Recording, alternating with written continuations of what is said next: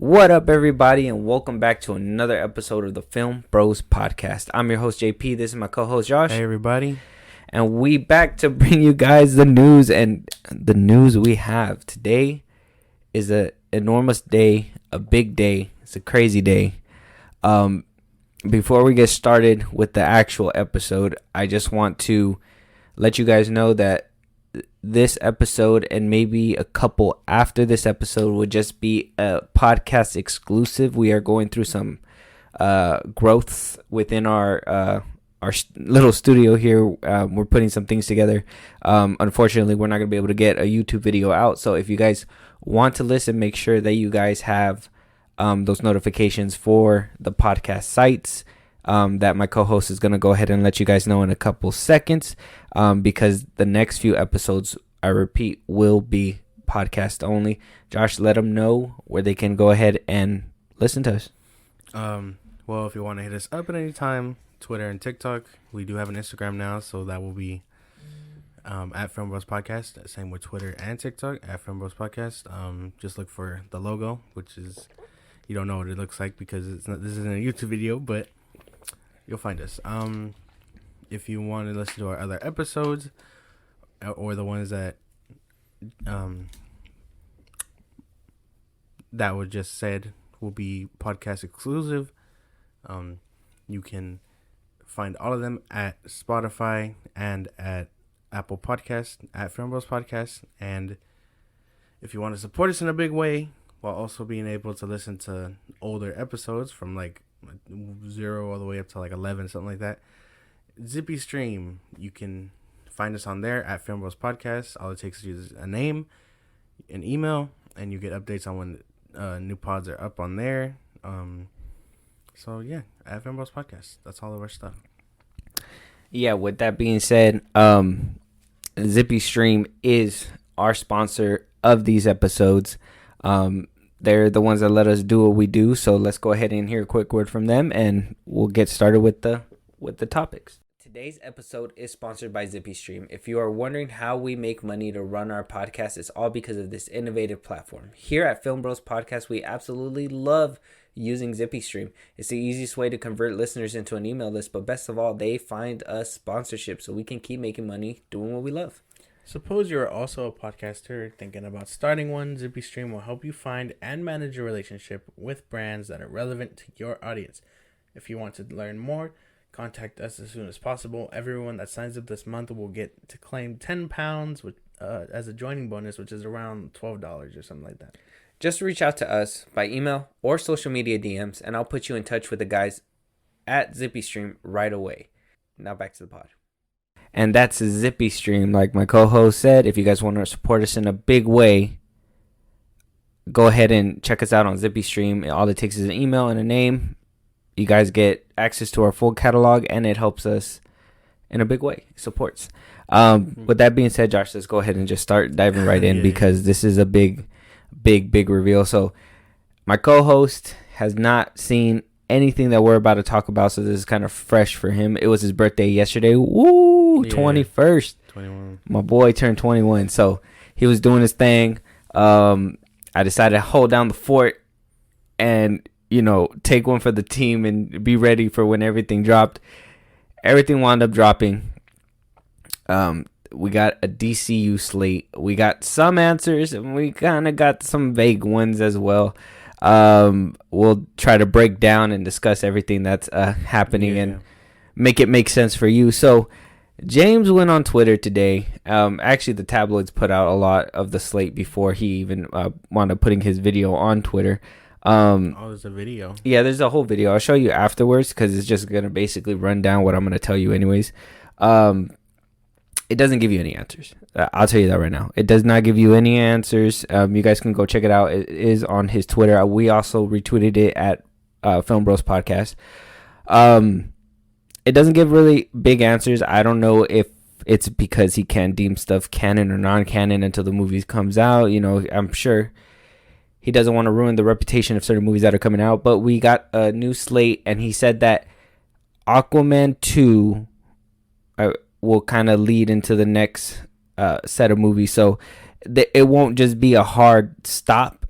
it sounds like it's kind of like a soft, hard reboot after the Flash. Is going to be kind of it does seem like some of the characters are staying, and it does seem like some are going to be leaving. Let's just go ahead and start diving right in onto what the slate looks like. Okay. So Peter Safran, James Gunn came out with their slate. First things first on their slate, and this is supposed to come out after I believe Aquaman 2, and it's going to be Creature Commandos. It is going to be an animated series. So what he said is an animated 7-episode series written by Gunn that is already in production. Originally a team of classic monsters assembled to fight Nazis. This is a modern take on the concept. The voice actors have been yet to be cast, but the executives are looking to find people who can voice the animated characters and also portray the live action versions when the anti-heroes to show up in movies and shows. So he kind of said it in his video as well. What he wants to do is get these characters not only in animation, but when they come into live action, they want the same actors to play them in live action. So he's trying to make that jump and make that bridge between them a little bit more seamless. Yeah. I can get behind it. Creature Commandos, I mean, you could see there's Weasel here, a couple others that were there before in the DCEU.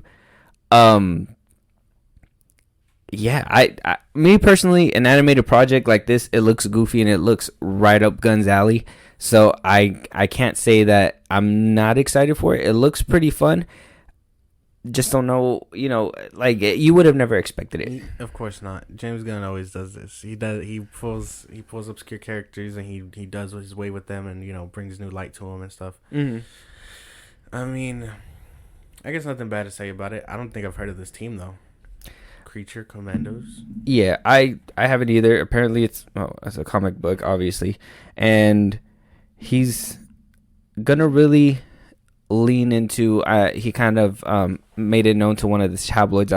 We'll go through what he kind of said in interviews when questions were asked after the panels later down the road. But he basically said that he is trying to do that. He wants to make the A-lister temples, which is Superman, Batman, but he also wants to bring up a lot of the lesser known and make them into diamonds. So he wants to kind of do what he did with Guardians of the Galaxy, what they were doing over there at the MCU at the time.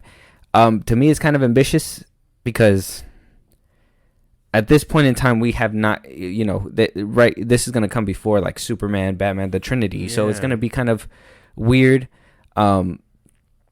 But like I said, it doesn't seem like it's going to be a bad project, and his intentions seem really good, so I can't say that I hate it, if that makes sense. Yeah, I guess. I mean, I don't know. I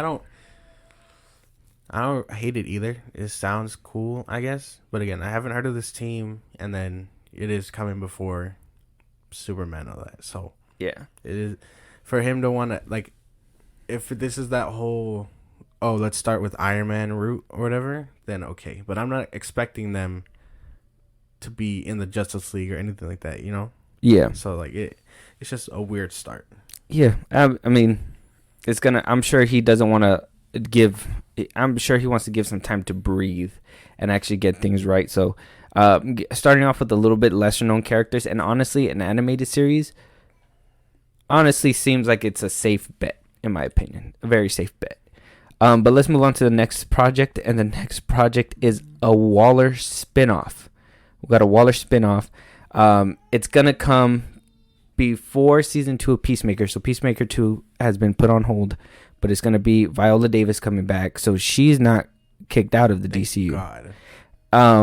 So it's gonna kind of put Peacemaker season 2 in the background, and they're gonna go ahead and shoot Waller, and you're gonna see a lot of the Peacemaker characters come in and help Waller. So it's gonna be very interesting to see how that's gonna play out. It sounds like a good concept when he says it in the video. Like I said, if you guys want more context to what this series might be, go check out his video. But it's the writers of Doom Patrol are gonna come in and do this. It's gonna be very, very interesting.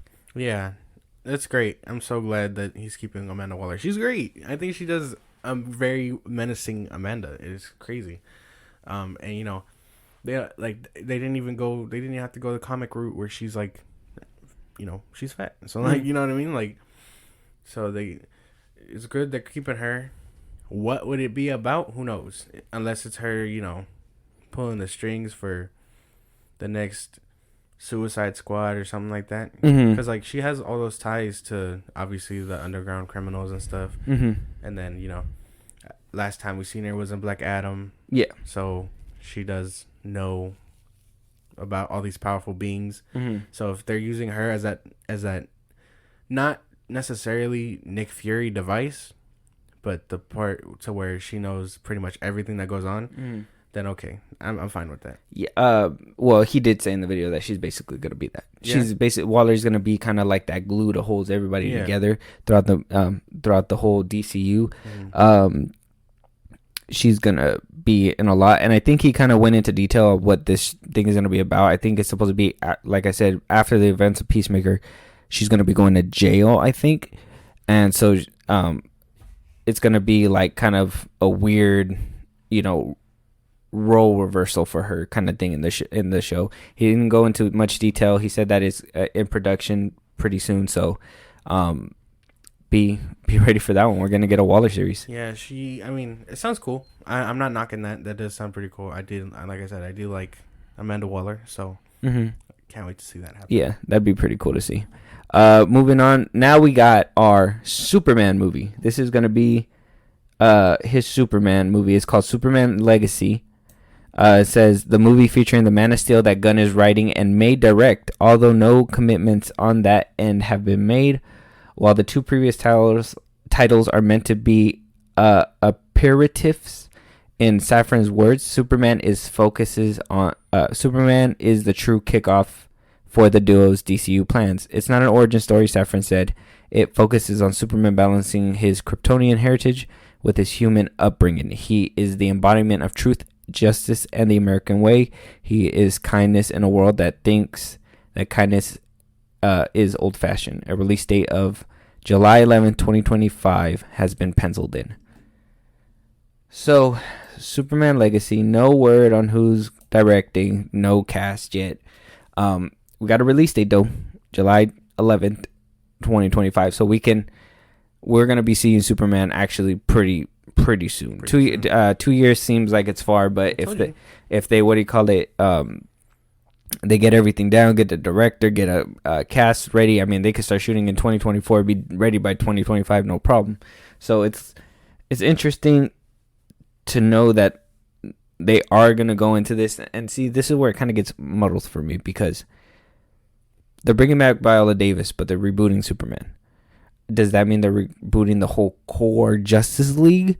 Are they keeping some? To me, it still doesn't answer that question. Are we getting a whole new lineup? Are we not? Are we? You know what I mean? Like, I know Henry Cavill didn't fit in his plans or whatever, but like,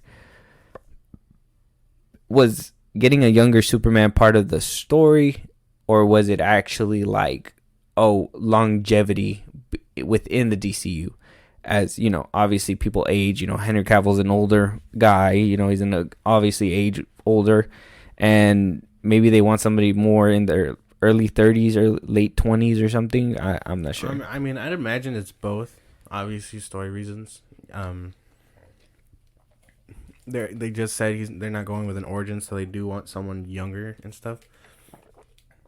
And then, well, I just think that it is weird, because like I said, I do like Amanda Waller, but we're rebooting people still, and I think the Flash is probably gonna, like I said, the Flash is probably gonna be the catalyst. You know what I mean? He goes to the past, things don't work out, he has to reset the timeline again.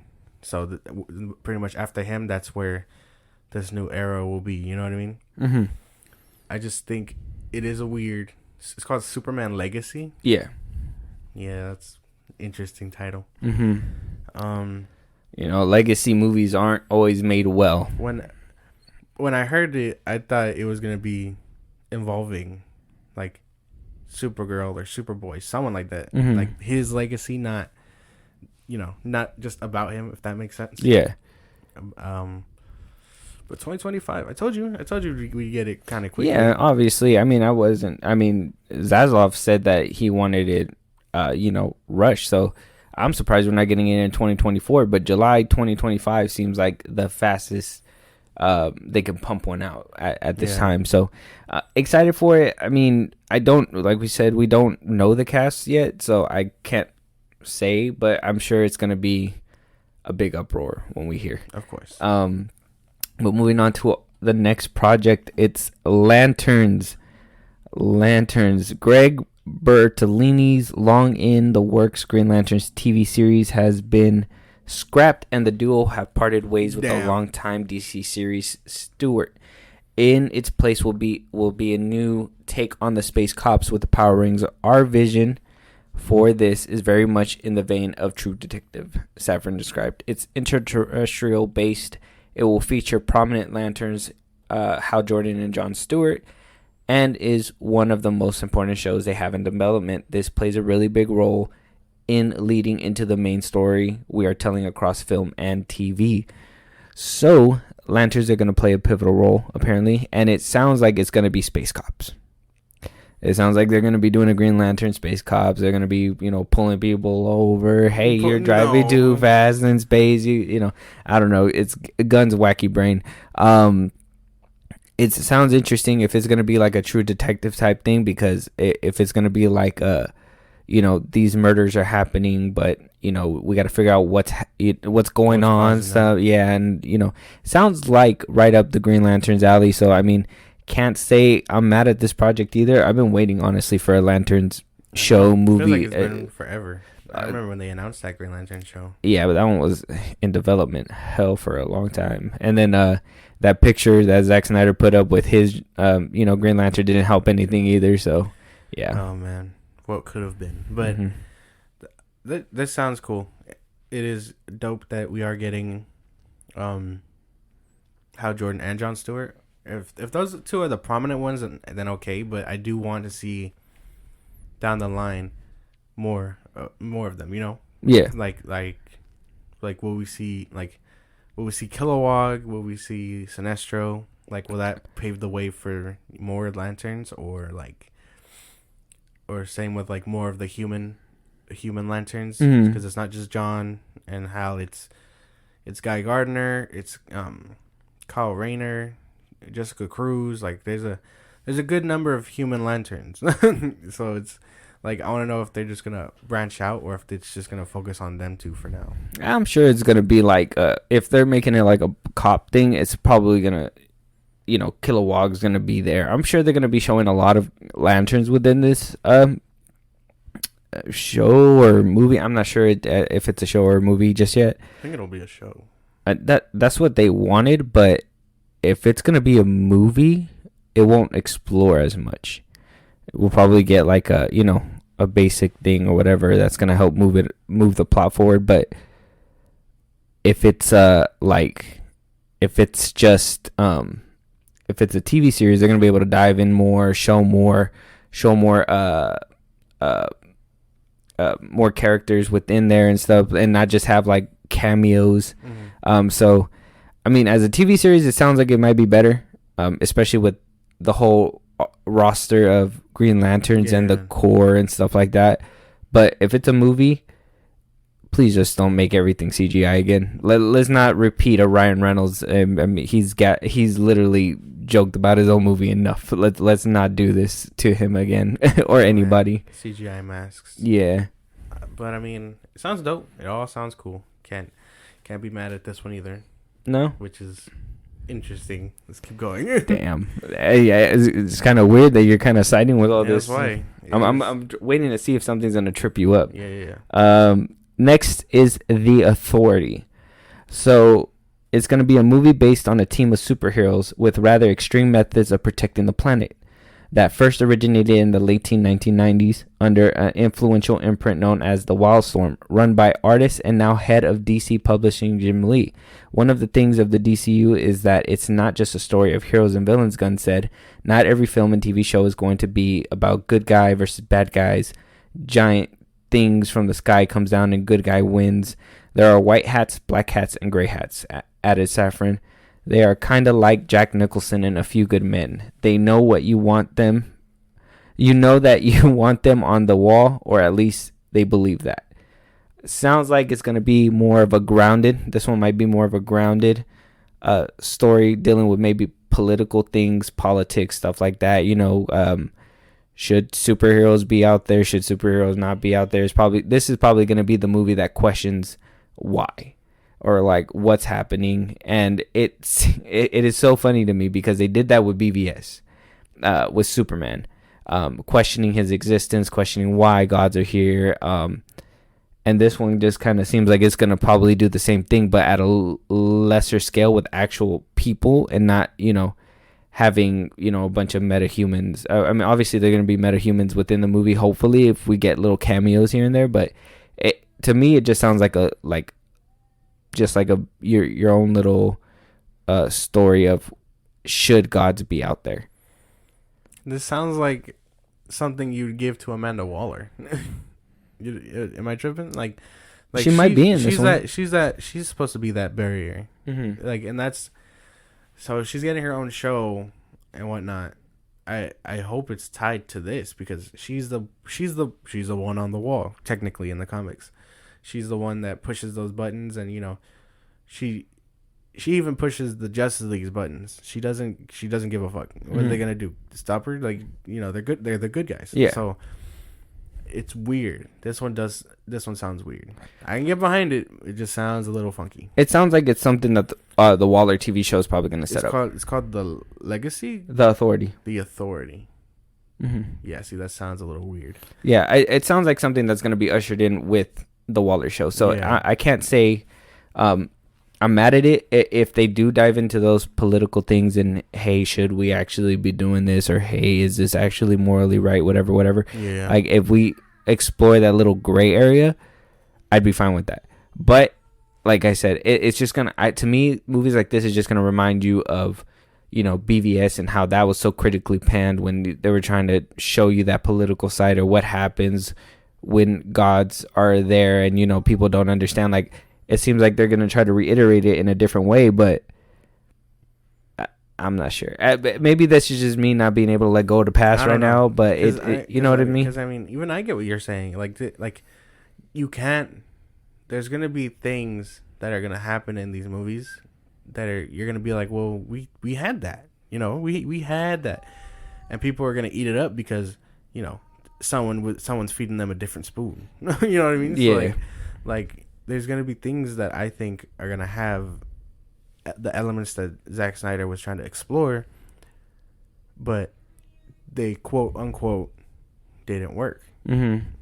But I imagine we'll see all that, and then the uproar will happen, and well, we'll be there when that happens. So. It happened. Yeah, we'll be talking about it first for sure. Yeah. Moving on to the next project. The next project is called Paradise Lost. All right. The duo described this HBO Max series as a Game of Thrones style drama set on the all-female island that is Wonder Woman's birthplace, Themyscira. Filled with political intrigue and scheming between power players, it takes place before the events of Wonder Woman films. And see, this is where it gets kind of weird. Because it's like, is it connected to these movies? Or are we starting all over? Like, are they... this is where it confuses me. Now, I'm not opposed to this. I honestly, since we saw Wonder Woman, I was hoping to get like just a Themyscira based movie. I was honestly hoping we were gonna get that in Wonder Woman 82. Like, just get more Themyscira out there and explore it a little bit deeper and see how it works and stuff. But it went a whole different route, and we didn't get that. But this sounds like a great way to introduce Wonder Woman back into the main DCU, if this is what their plan is. And it sounds like it might be. It sounds like this might be a TV series where Wonder Woman gets spit out at the end of it and gets her own movie.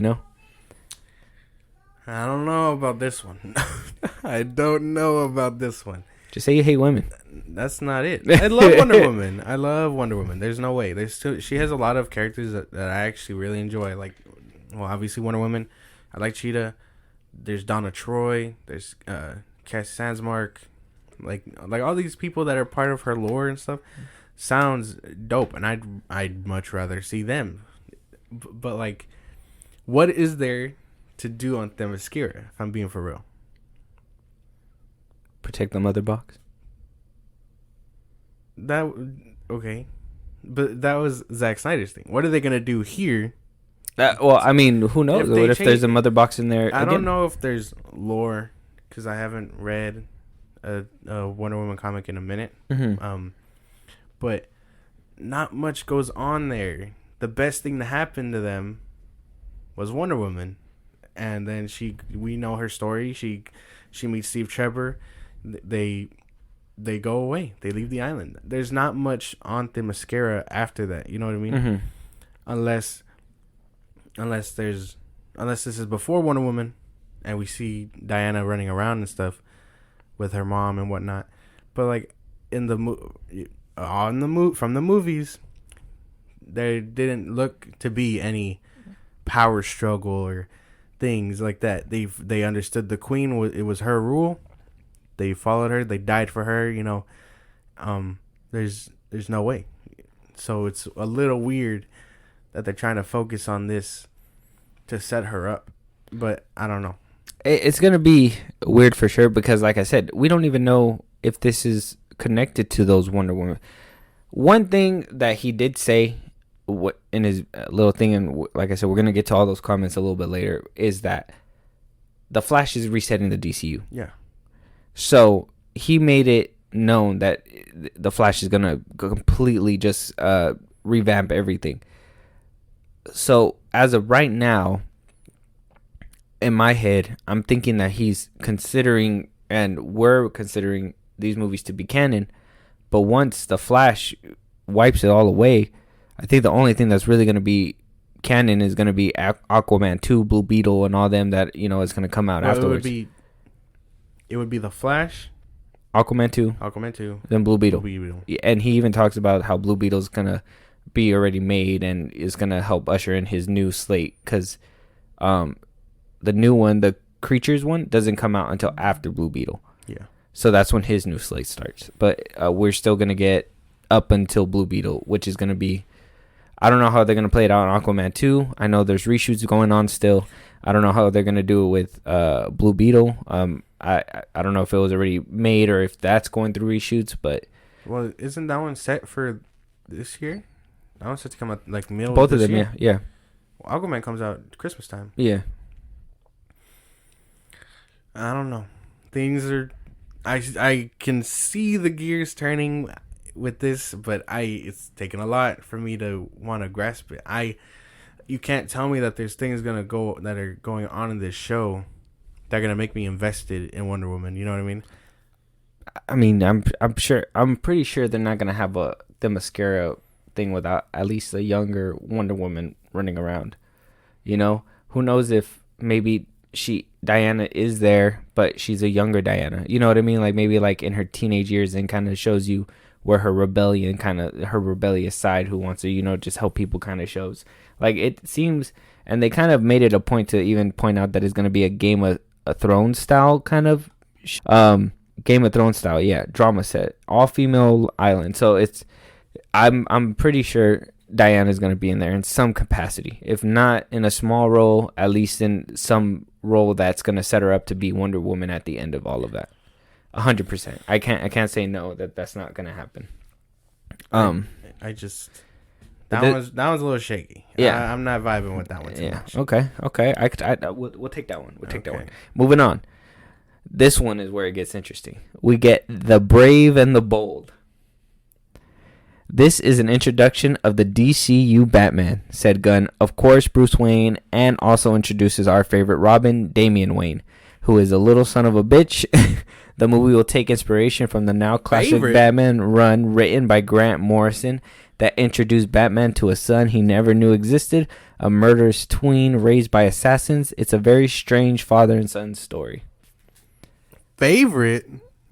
Ain't no way. I will say, and you can say, maybe it's not your favorite, but they do make a lot of, and I think even with the last animated movies were mostly around Damian's run. Damian's kind of been more prominent as of lately, which I'm not sure why. Maybe it's that whole father son thing dynamic where it's not just Batman pushing Dick too hard, or that sounded pause. Like Tim as well. I would have, me personally, I would have loved them to start from the beginning, and we get to the point where we see when who is it? It's Jason when he gets beat up, and like I was hoping we're gonna get that kind of Robin story, but I mean Damian Wayne's not a bad story either. I kind of vibe with that kind of story, but I mean, what do you think? You know what this sounds like? Let me paint you a picture. No. Oh, he's getting his brush. You want a young Superman trying to piece his life together, and you want an older Batman with a Robin. He's on his fourth Robin. Doesn't this sound a little familiar? Didn't we have a just starting Superman and an older Batman? Let me know if this sounds familiar. I get what you're saying because I thought the same thing, but I think this is where he's going to tweak the story and maybe start with Damian and like him being his first Robin. That's going to piss people off. Yeah, it might. There's no way. But look, sometimes to tell a compelling story, you're going to have to switch things up in the comics. Imagine him having his own son, having to decide whether or not he wants to be the savior or be an assassin that he was raised to be, having that conflict. And then when he decides, let's say Damian, I don't know how the movie's going to go, but let's say Damian decides to be an assassin. It goes off. There's a vacancy for a Robin now. And that's when Tim comes in, or one of the other ones, or Dick, or whoever. And it he has that shaky relationship where he wants to push him, but is scared to throw him so far because of that shaky relationship with his original son that, that kind of hurt his, that's my picture for it. It sounds like that's probably like the route that they might go. And that sounds a little bit more interesting than going through the generic comic book story and then leading up to that. But I mean, sure, that sounds good, but there's things that he learns throughout with Dick, with Jason and Tim, mm-hmm. that he applies immediately for Damian, because okay, Batman, and like I'm gonna try and explain it because you don't really read the comics. Batman and Dick, their relationship starts out, two of the same kind. He wants to show him that there's light in the darkness, and that you can turn all that pain into something good and whatnot. And then, after realizing he doesn't want to be Batman, he leaves his side or whatever. He turns to Nightwing. He leaves, and it's because he wants to be better than Batman. With Jason, he's a street kid. He's a punk. I hope they changed all that writing because they kind of, in newer comics, they redefined him as like a very deep character, not how he was when he was first introduced in like the 90s or whatever. Mm-hmm. He dies, and it's because of his death. He's more strict on Tim. Mm-hmm. And then Tim goes through his route. He doesn't really. I can't tell you much about Tim because I don't really like Tim, if I'm being for him. But he grows up. He does his own thing. And then, I guess it looks like we're skipping Stephanie Brown and all those other people. Mm-hmm. But like with Damian, which is Batgirl and all that, right? Well, with Stephanie Brown, she starts out as a Robin, and then she. Oh, that's the one with the glasses. No, that's Kelly. Oh, damn. There's a lot of it. Well, he did say that it's supposed to be the introduction of the Bat family and stuff like that in the video, so he's gonna expand on it. Well, yeah, and that's what I mean. Like, to start immediately at Damian is a little weird. Okay, let me say this. So even when he learned all those lessons, he still had struggles and a hard time with Damian. I mean, Damian tried to kill him on multiple occasions. Yeah. And I believe at the end, does Damian die or does he go back with the assassins? Well, I can tell you now, every Robin at least dies once. No. Oh, well, I know that. I know that. But he won't die. He basically, if it's right where I'm imagining he's picking up the story, he meets Damian, and Damian he's tweaked to be the assassin. Mm-hmm. That's his thing. It's kill. I want answers. I'm gonna kill you anyway. Batman teaches him that don't kill right out the gate. Don't kill, and it's I forget what it's called, but it's not supposed to be about like vengeance like that. And then, he fights Slade and things like that. But he stays with Bruce for the most part, and I don't think they're gonna have him run off on his own. Because, unless he runs off into a spinoff and he's the leader of the Titans whenever that happens or whatever. Mm-hmm. But, like, there's things that they can do with Damian and tell his story, sure. But it'll be a little weird, I think. Honestly, I see what you're saying, but I would say it's a little bit better story to start with him. Because like I said, if there's a struggle and he loses that Robin to the assassins or whatever, and then is maybe able to learn and mentor the other ones and get that experience and learn how to deal with Damian later on down the road, and he becomes this big problem for Batman, and he has to have this whole redemption arc for Damian, I think that would come and hit home a little bit harder.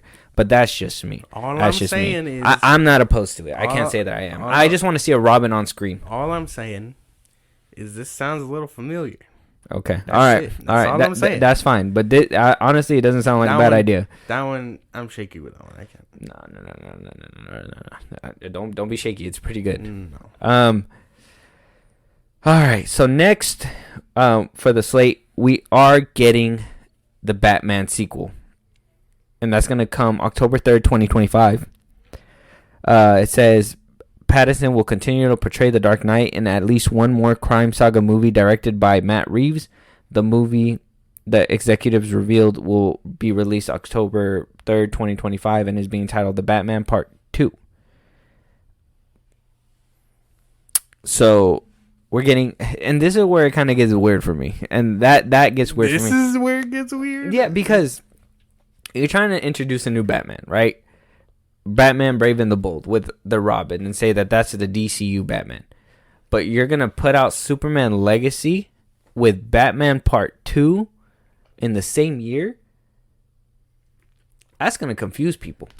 That has to confuse people. Like, and I know that he's labeling, because he even says in the video too that he labels the Batman Elseworlds. He labels Joker Elseworlds, Teen Titans Go Elseworlds, and everything else is Elseworlds. This is going to just be DCU. So the Batman sequel is going to be considered Elseworlds. So why would you put it out in the same year that you're putting out your kickstart to the DCU? I don't know. Only he knows what he's cooking, and we're just here to watch from behind the glass. It's a little weird. It is weird. It's weird timing. But I don't know, man. It looks like it's just something that they were trying to push out. Because, I mean, it's going to be... The Batman came out when? 21? 22? 22. Mm-hmm. See, that's like 3 years without a 3 or 4 years without a sequel to the Batman already. So, I mean, it had to come out sooner or later. He just had to find when.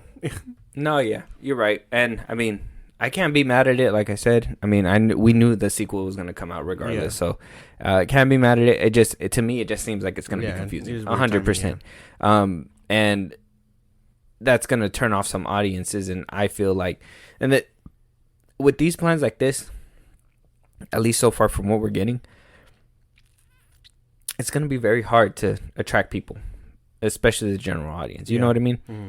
And so I hope, with they give it time and the word of mouth, and they don't do what they did with Snyder and try to course correct and, just let him tell his vision, let it build the traction that it needs to build. Because, we already have a shaky relationship with the DCU.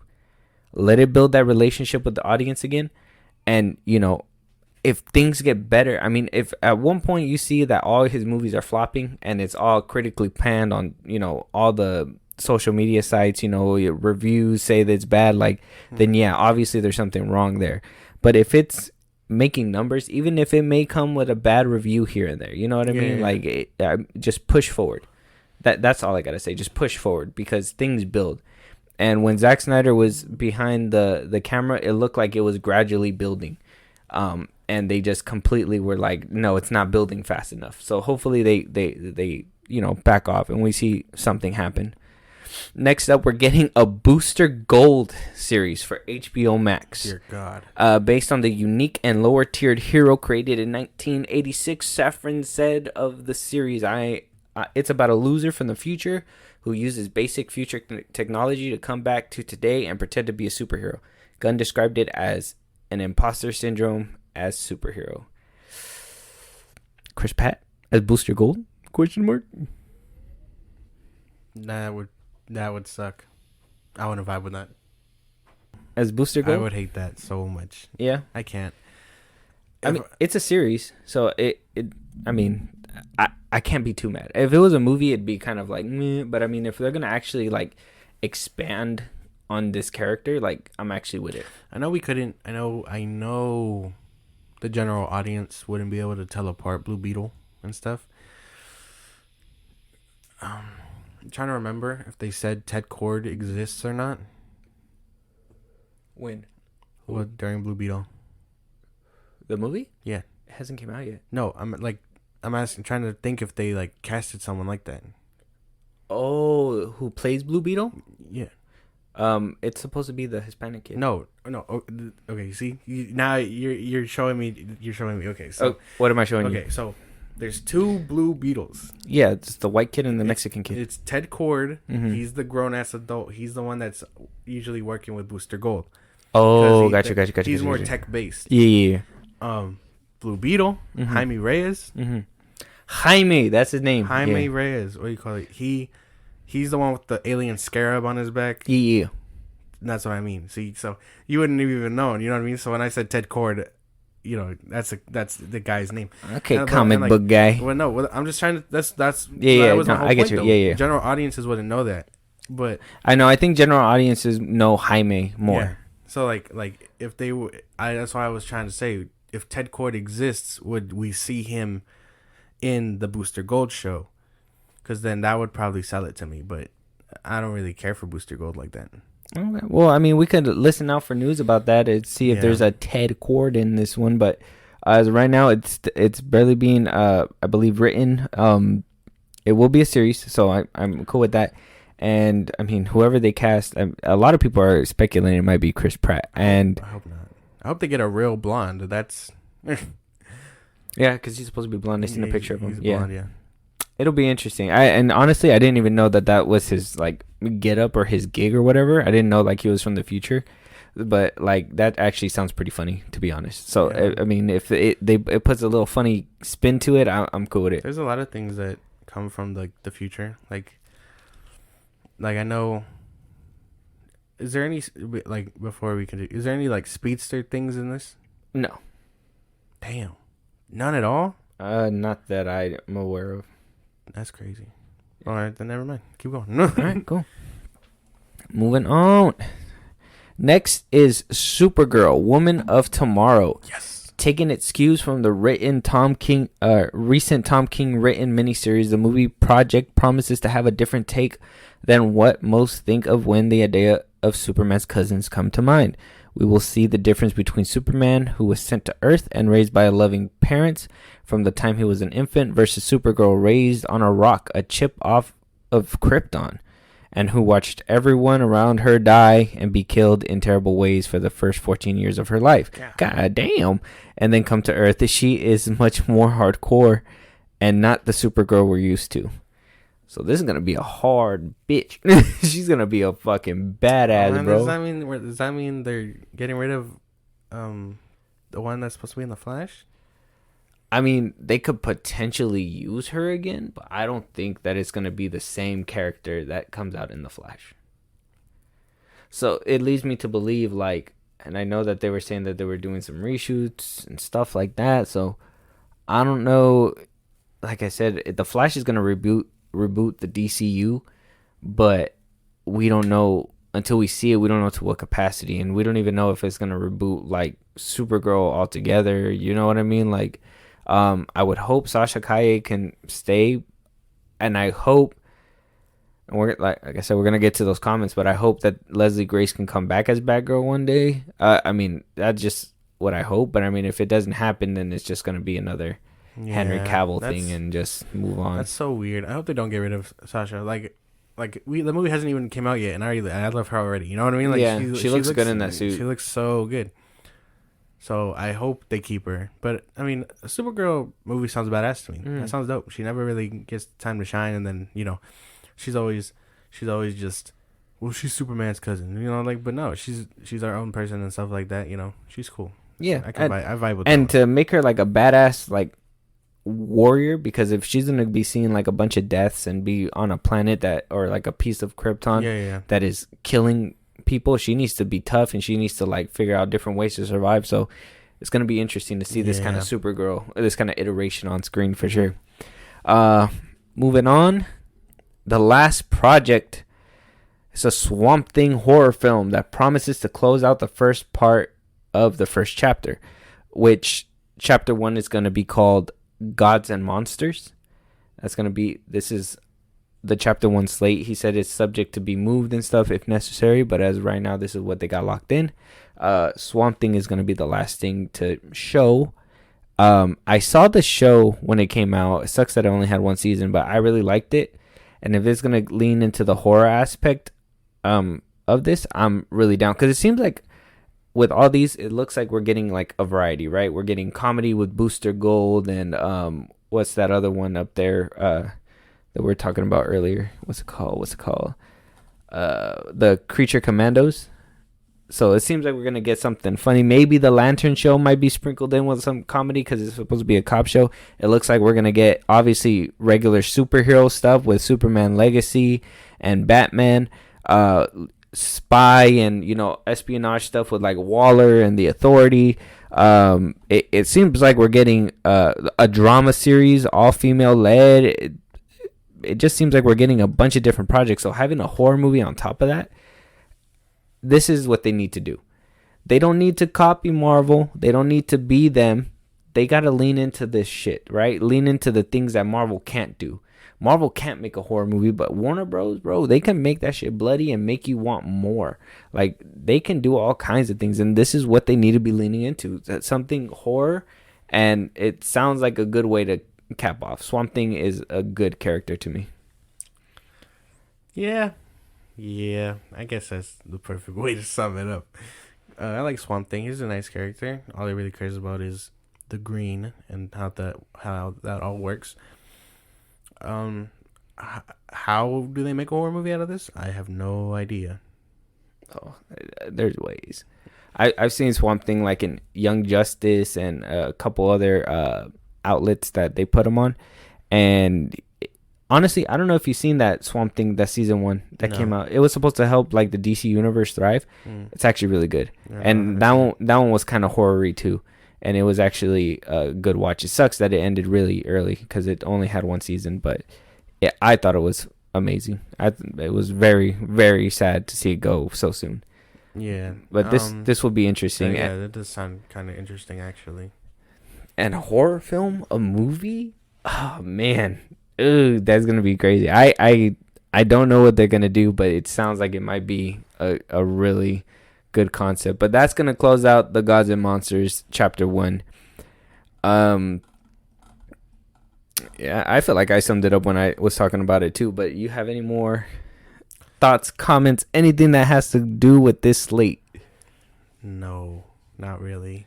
No. Other than that, other than what I've already spoken about, I mean, it it sounds fresh, but there's clearly elements here that were touched upon in previous films that people did, quote unquote, didn't like. So we'll just have to wait and see when all that happens. Yeah, because we're just guesstimating, and it might be wrong. We might be right on the money. We might be wrong. We never know. I guess you can say some burning questions that I still have with this slate. What's gonna happen to the old cast? What's gonna happen to the slate that we see as of right now? Is Zachary Levi coming back? You know what I mean? Like, if Waller can stay, who else is staying, in my opinion? You get me? So it's going to lead me to one of the questions, and they kind of asked them during the Q&A, what's going to happen to the future of Ezra Miller? Still pretty vague. Safran said Ezra is completely committed to their recovery. We're fully supportive of that journey that they're on right now. When the time is right, when they feel they are ready to have that discussion, we'll all figure out the best way forward. But right now, they are completely focused on their recovery. And in our conversations with them over the last couple months, it feels like they're making enormous progress. There's been rumors. That's basically it. But, that there is rumors that Sasha Calle, Wonder Woman, Gal Gadot, Henry Cavill, obviously he's out, that they're out, right? But then in some outlets, they're saying that James Gunn says that the door is open for them to reprise their roles. I'm not sure what to think about it. It's kind of weird because are we getting a full-on reboot? Are we getting a whole bunch of other people? Is he just saying this to kind of make you interested so you can watch the movies when they come out, and then they're just going to redo them anyways? This is what I mean about being very vague and not really giving us the answers within his presentation that he gave us. He kind of just spoke on the projects, and that was it. I thought we were going to get a little bit of clarity, and it just didn't come with that. So it just leaves us to speculate what's going to happen to those characters. I am pretty sure when he says reprise their roles, it's going to be Elseworld shit. I don't think right now they're going to be committing to anything, especially if the first one is already said and done or whatever. Mm-hmm. Unless they shoehorn more things in it before the ending, but I don't know. That slate sounded pretty official, if that makes sense. Like none of it is going anywhere or being replaced or not. And it can change, like he said, but I think I'm pretty sure when he said that reprise their roles, it's not for anything permanent. It's gonna be Elseworld shit. Well, let me just read you the quote so you can probably get a better definition. So, we got Shazam coming out, The Flash. He basically said The Flash resets everything. I will say that The Flash is probably one of the greatest superhero movies ever made.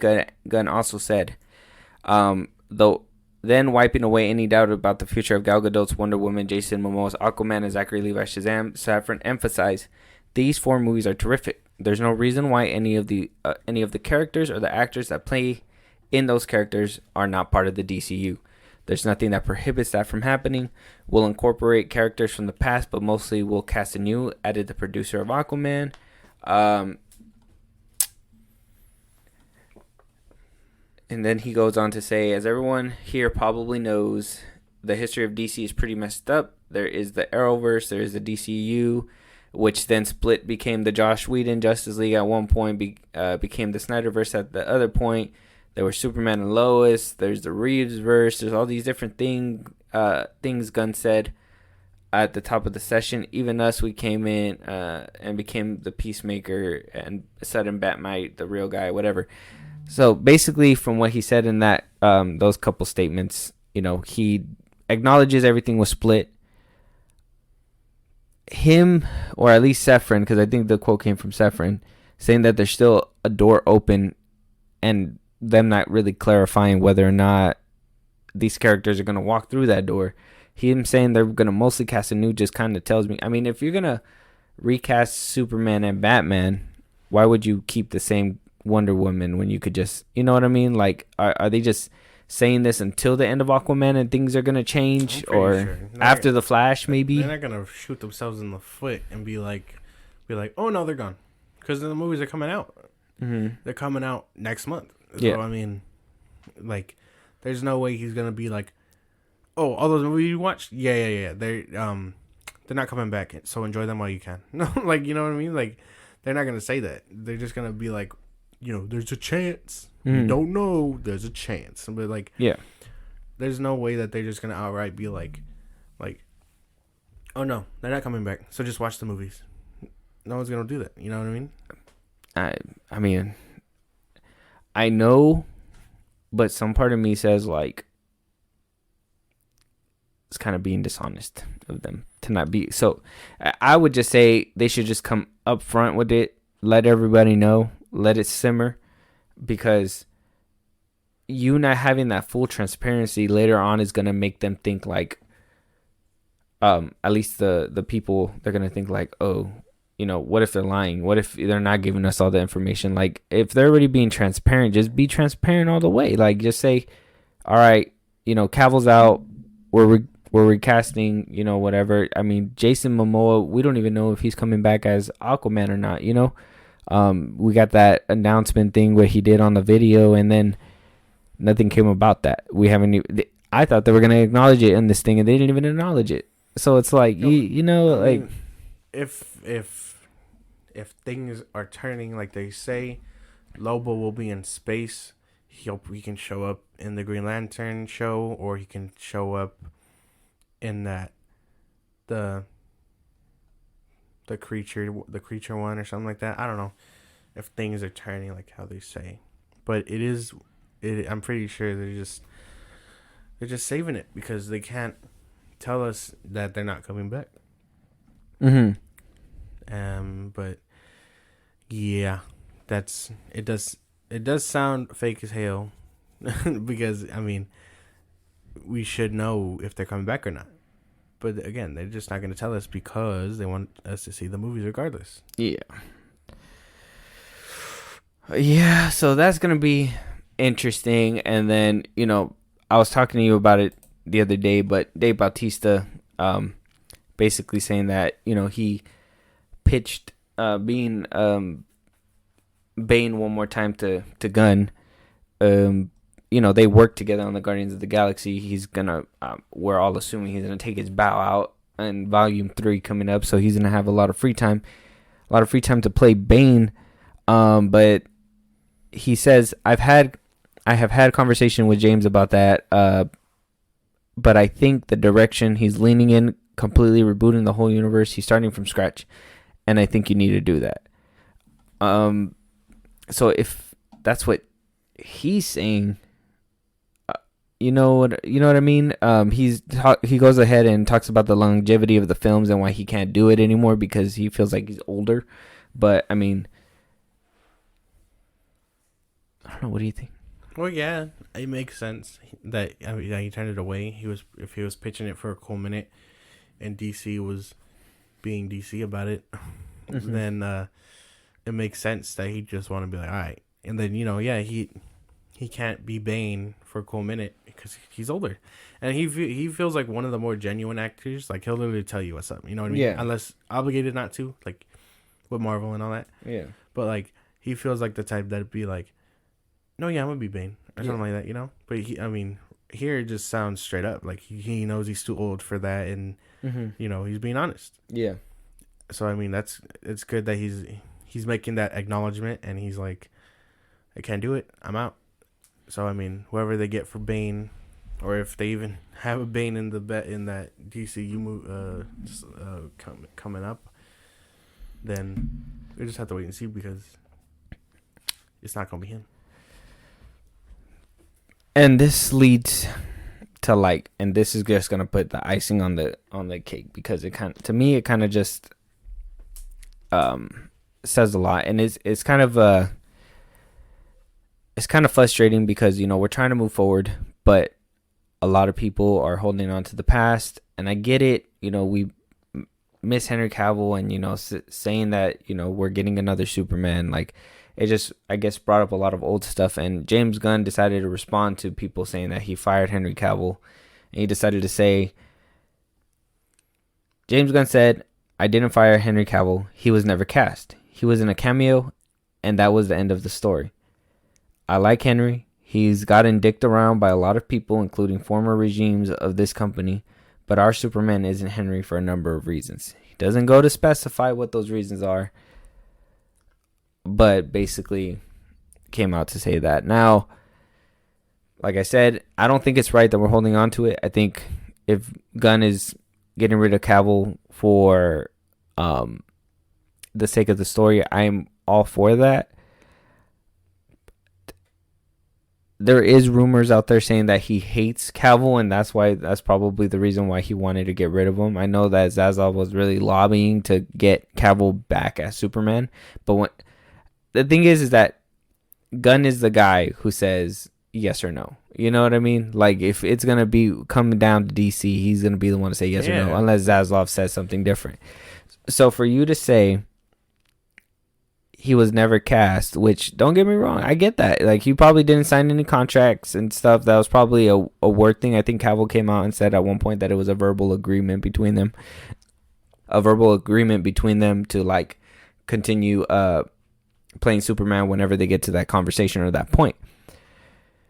When James took over, there was a lot of rumors already going around saying that he hates him, whatever, that he's not going to continue with him. And then sure enough, boom, the news dropped. He wasn't staying with him. Does all this news reaffirm and confirm that it's not personal between James and Henry, that it's just a business move that James is trying to do? Or with these comments, at least with the comment that I read to you, when he addressed it, does it seem like he's genuinely like, damn, like he actually is getting played, this Henry guy? Or is he just like, look, I'm just tired of this conversation? He gets dicked around by everybody. The way I took it, when he said gets dicked around even by people from the old regime, I was like, so are you dicking him around too? You know what I mean? Like, is that the thing that's happening? Or I think him addressing it like that, he doesn't have to be formal about anything, but he just words it. He words things dumb, I think. Mm-hmm. Like, that felt very angry, you know what I mean? Mm-hmm. Toward just, like, if that makes any sense. Like, that's the vibe I get. Like, when you read that, I'm like, it's like him pretty much just replying to everybody that has been giving him grief since he cut him. So he cut him back in, like, what, November? Yeah.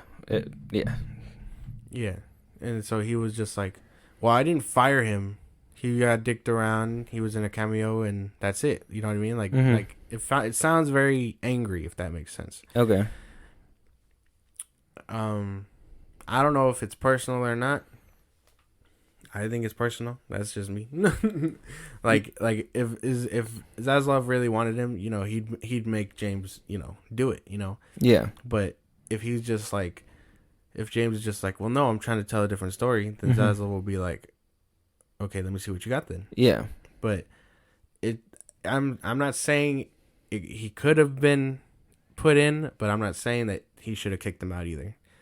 There's no way that there was no compromise for that, especially after reading his slate and being like, oh, they want an older Batman with his fourth Robin, but you want a young Superman balancing his life and Kryptonian shit. You know what I mean? Mm-hmm. So I don't know. It could be personal, and he's just, in front of like the press and stuff, he's just like, oh no, we're buddies, and like, I'll have him do this and that. But I mean, that's just how I take it. I don't know. Y'all heard it here first. James Gunn is dicking him around. No, but yeah, it's serious. Look, Henry Cavill, I think he's my Superman for sure. I'll say that right now. The Man of Steel cannot be topped. I don't know what kind of story. If the action doesn't top Man of Steel, I'm gonna let it be known that this Superman is ass, because Man of Steel is top tier with the fight scenes. Even in BVS and Zack Snyder's Justice League, when he was fighting Steppenwolf and when he was fighting Doomsday, like those were fucking peak Superman fight scenes. Like you've never seen those on any live action anything when it came to Superman, you know? Yeah. So I care deeply about this character, but I know that it's something that we're gonna have to let go and move on for now, and stop bringing it up to him, because in my opinion, I feel like that's what leads to these remarks where he's just like, "Fuck, dude! Like I already told you," you know what I mean? And whether he hates him or not, I think that's none of our business, because it doesn't matter. At the end of the day, business is business. You know what I mean? And if they say, "Hey, we can't use you for the story," then we can't use you for the story. In my opinion, the story comes first, and then the actors and the characters or whatever that play them, because the story needs to be perfect. I want a good Superman movie, a fucking good one. Man of Steel, to me, was a perfect Superman movie. So I need something, if not along that line, if not skirting that line, at least something better than that, and we'll be satisfied. But if we get anything less than Man of Steel, I'd be the first one to say they should have kept Henry Cavill. It's so weird that we're talking about this again. Like, I mean, like, I know it's gonna keep being brought up every time we talk about DC. We're gonna have to address everything, you know. Me making that point earlier about the older Superman and the older Batman and Superman, that was me being petty. But I mean, you know, the lines are there. You know, we've seen all this before.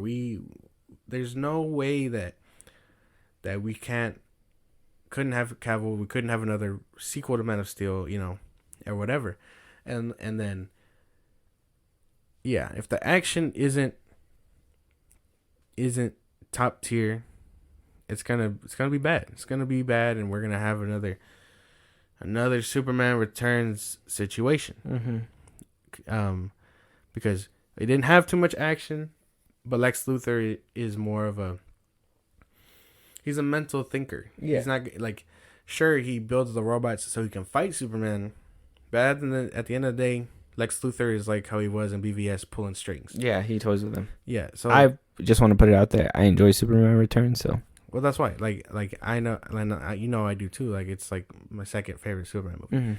But like, there has to be that line where you need action to look and be as good as Man of Steel, because that's the bar for some of us.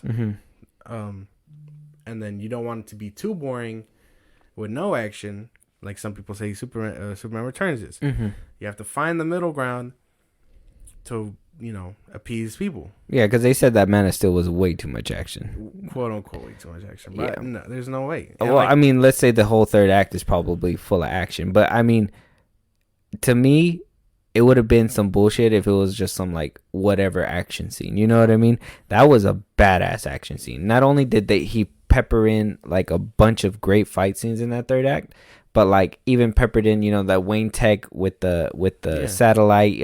There was a bunch of nods and Easter eggs and everything. Yeah, like it was really great. So that whole third act, it might have been action, but it built up that world. It had so much detail in it.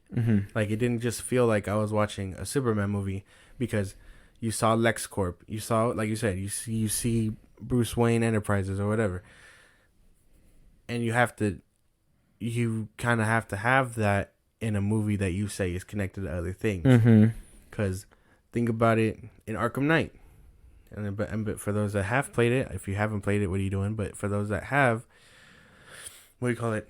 You can't step a foot in Gotham without hearing something about Superman or the Flash or Green Arrow. Hell, half of the buildings there are Queen consolidated. There's a LexCorp in a building in that game. Like, that's the small details that you have to have in those movies to let people know that there's more out there. Yeah, and like Man of Steel did that. I don't know. Man of Steel is just top tier, and I'm still salty about the Cavill thing, but like, like I told you when they announced the Superman movie, I'm just gonna be skeptical as hell. So. Yeah, it's gonna have to live up to what its predecessor was, in my opinion. I mean, I because a lot of people say, I mean, they just didn't like the portrayal, but they like the action scenes. So I mean, if they just want a more happier Superman and we get the same kind of action scenes, so be it. I guess it is what it is. But it's gonna lead me to my last question of this topic because we have a few more topics that we're gonna go ahead and run through as well. In Gunn we trust. You can trust him. I mean, do you trust him? Do you think this slate will appease you? Now, and if, at first glance, even I was kind of like, some of these were kind of, but like I said, with all the context and the interview questions, like I mean, you can probably do a little bit more research. There's more. I really dived into it between 9 o'clock and 10 o'clock. I was really like on that shit because I was really curious on what the answers were going to be, and you can kind of piece together what they're doing. Some things are misdirecting, some things are just flat out not even giving you answers, and it kind of sucks. But as of right now, I can say it's kind of solid, and at least hearing that Aquaman and Shazam is not going to be a total waste. I mean, if it winds up being a total waste at the end of the day, if he winds up going, haha, we fucking tricked you guys, it has nothing to do, Jason Momoa is Lobo now and whatever, if he winds up doing that, I mean, it's cool, I guess. It's fine. But to me, just be straightforward. You should have just said that since the jump, and we would have been a little bit more, cushioned with it. And maybe even when to go support it just to, just watch the movie regardless, because some people will go do that. General audiences don't even know about all this stuff probably. So they would have just went to go watch it like nothing ever happened, So scrape up the little bit of money. If it was up to me, I'd say just put those 4 on HBO Max and just call it a day and just get money off streaming and shit and move on. You know what I mean? Unless the Flash is really as great as they say, and don't do that. But I think as of right now, with the solid foundation that we have with, without going all into all that, I think with all what we got today, though it's not everything I was hoping for, it sounds at least promising. It sounds cool. The slate, while I do have concerns about some of the things, it's not bad. Could have been worse, and it's not that good. It does things just right, and it took, in my head, now that I know what it is, it sounds exactly like James Gunn put this shit together.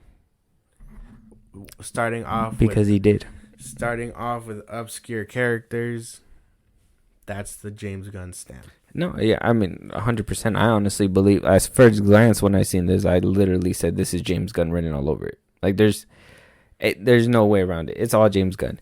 And to hear that he's writing the Superman movie, and to hear, he could potentially direct a Superman movie, it doesn't give me the highest of hopes. But I will say, if he does this and it flops, then you were right. And we all have to listen to you from here on out. And maybe that Superman movie might be the thing that does him in, and Zazzle might be like, oh, I entrusted you with like this very important assignment and it didn't happen, whatever. And then we'll probably go through this whole DC fiasco again. Look, DC, we just need DC to heal, and I need some DC content. If this is what's gonna give it to me, sure. If I was hoping to get a Martian Manhunter series, or something a little bit more, but I'll take Green Lantern, I'll take Superman, I'll take Batman, and a Waller series. A lot of it is based on Earth. That's the thing that you have to think about. A lot of it is on Earth, not the Green Lantern stuff, because that kind of makes sense. But everything is on Earth. The Green Lantern stuff, I'm pretty sure, is going to set up space things. Mm-hmm. Like, like Lobo and other aliens, Sinestro, stuff like that. But, like, for now, I don't think we're seeing Martian Manhunter for a while. People like that, you know what I mean? Like, it's too based on Earth. Like Superman, okay, that makes sense. Batman, that makes sense. He's on Earth. Supergirl, okay. But, like, there's not a lot of aliens on Earth unless they're hiding or whatnot, and we find out to be that John Jones was there the whole time. But there's just a lot of those aliens I don't think we're gonna see for right now, because they're probably waiting for the Green Lantern show to explore it. I was gonna say I was hoping that we're probably gonna see that in the Green Lantern show or something, but like I said, it's bright. We'll see what happens. I'm trusting James Gunn. I'm not good. I'm very skeptical and trusting him. But I just want to hope that we get fed as a DC fan. And 2025 is shaping up to be a crazy year for any kind of superhero movie fan, because I think we got Kang coming out in that year. We're gonna get a Superman movie. We're gonna get a Batman movie. You know what I mean? So couple of TV shows of DC and Marvel, obviously. So it's gonna be a packed year for Superman or superhero fans in general. So we'll see what happens with that. It's gonna be very interesting to report and develop in the future. So we'll keep you guys updated, right? Yeah.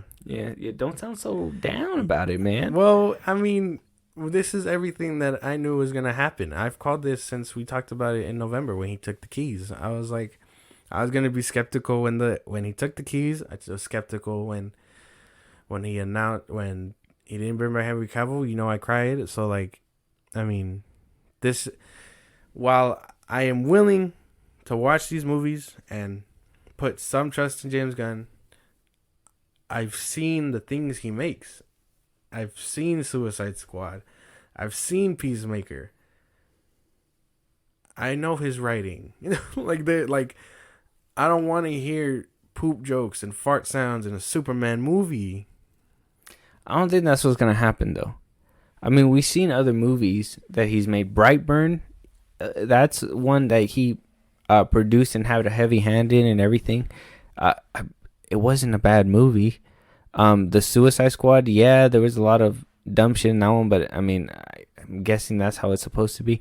I guess the problem is that we haven't seen a lot of the serious side from Gunn, and I think that's what makes everybody scared to take him seriously. But I think it's going to be one of those moments like how it is with Key and Peele, like or what's his name, Keegan? It's Jordan. Jordan, with, you know, how he was able to bring out his horror side and make these banger movies and stuff like that. Like, nobody knew that could happen. Yeah. So I mean, James Gunn has the chops, because like I said, Brightburn is a good example. It's not a bad movie. So a horror take on Superman, and it's a very good watch. So I think he can pull it off. It's just we haven't seen enough to say that he can pull it off 100%. You know what I mean? And I think that's where all the skepticism is coming from. Hopefully he does it, though. Hopefully he does, because if he does, I'd be the first one to tell you, like, hey, you gotta apologize. I'll hold you to that, 100%. But I don't know.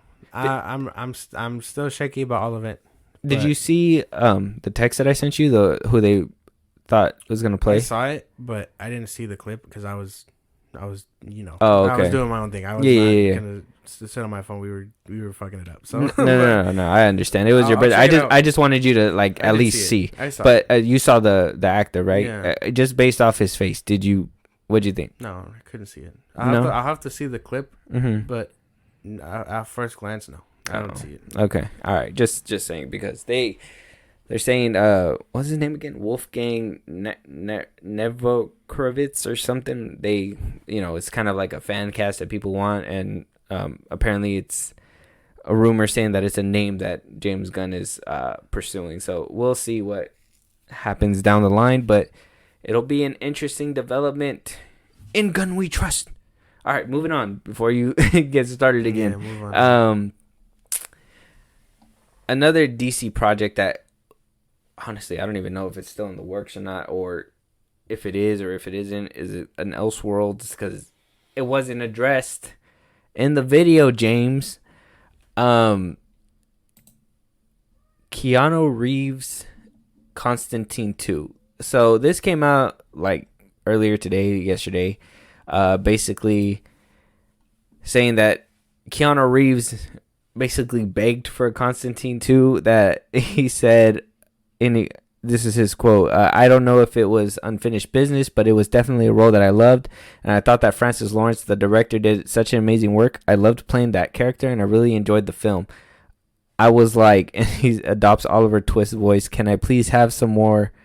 I kept asking almost every year. I'd be like, can I please? And they'd be like, no. And they finally said yes. So they said it got greenlit and, it's going to come out. And the movie was actually really good. It wound up making 230 mil. I'm not sure what it took to make it, but it was a hit at the time. I don't understand why they never made a second part. Maybe it had to do with demons and stuff, and at the time that didn't really stick with a lot of audiences. But I really liked the first Constantine, and they finally greenlit a second one with Keanu Reeves. But like I said, we didn't get any clarification from James Gunn whether or not this is gonna actually happen still. I'm assuming it is because he's talking about it, but it's not on the slate, I'm pretty sure it is still happening, and it'll just be Elseworlds. I don't think he's gonna play Constantine in the DCU. You know what I mean? It's probably gonna be an Elseworlds thing.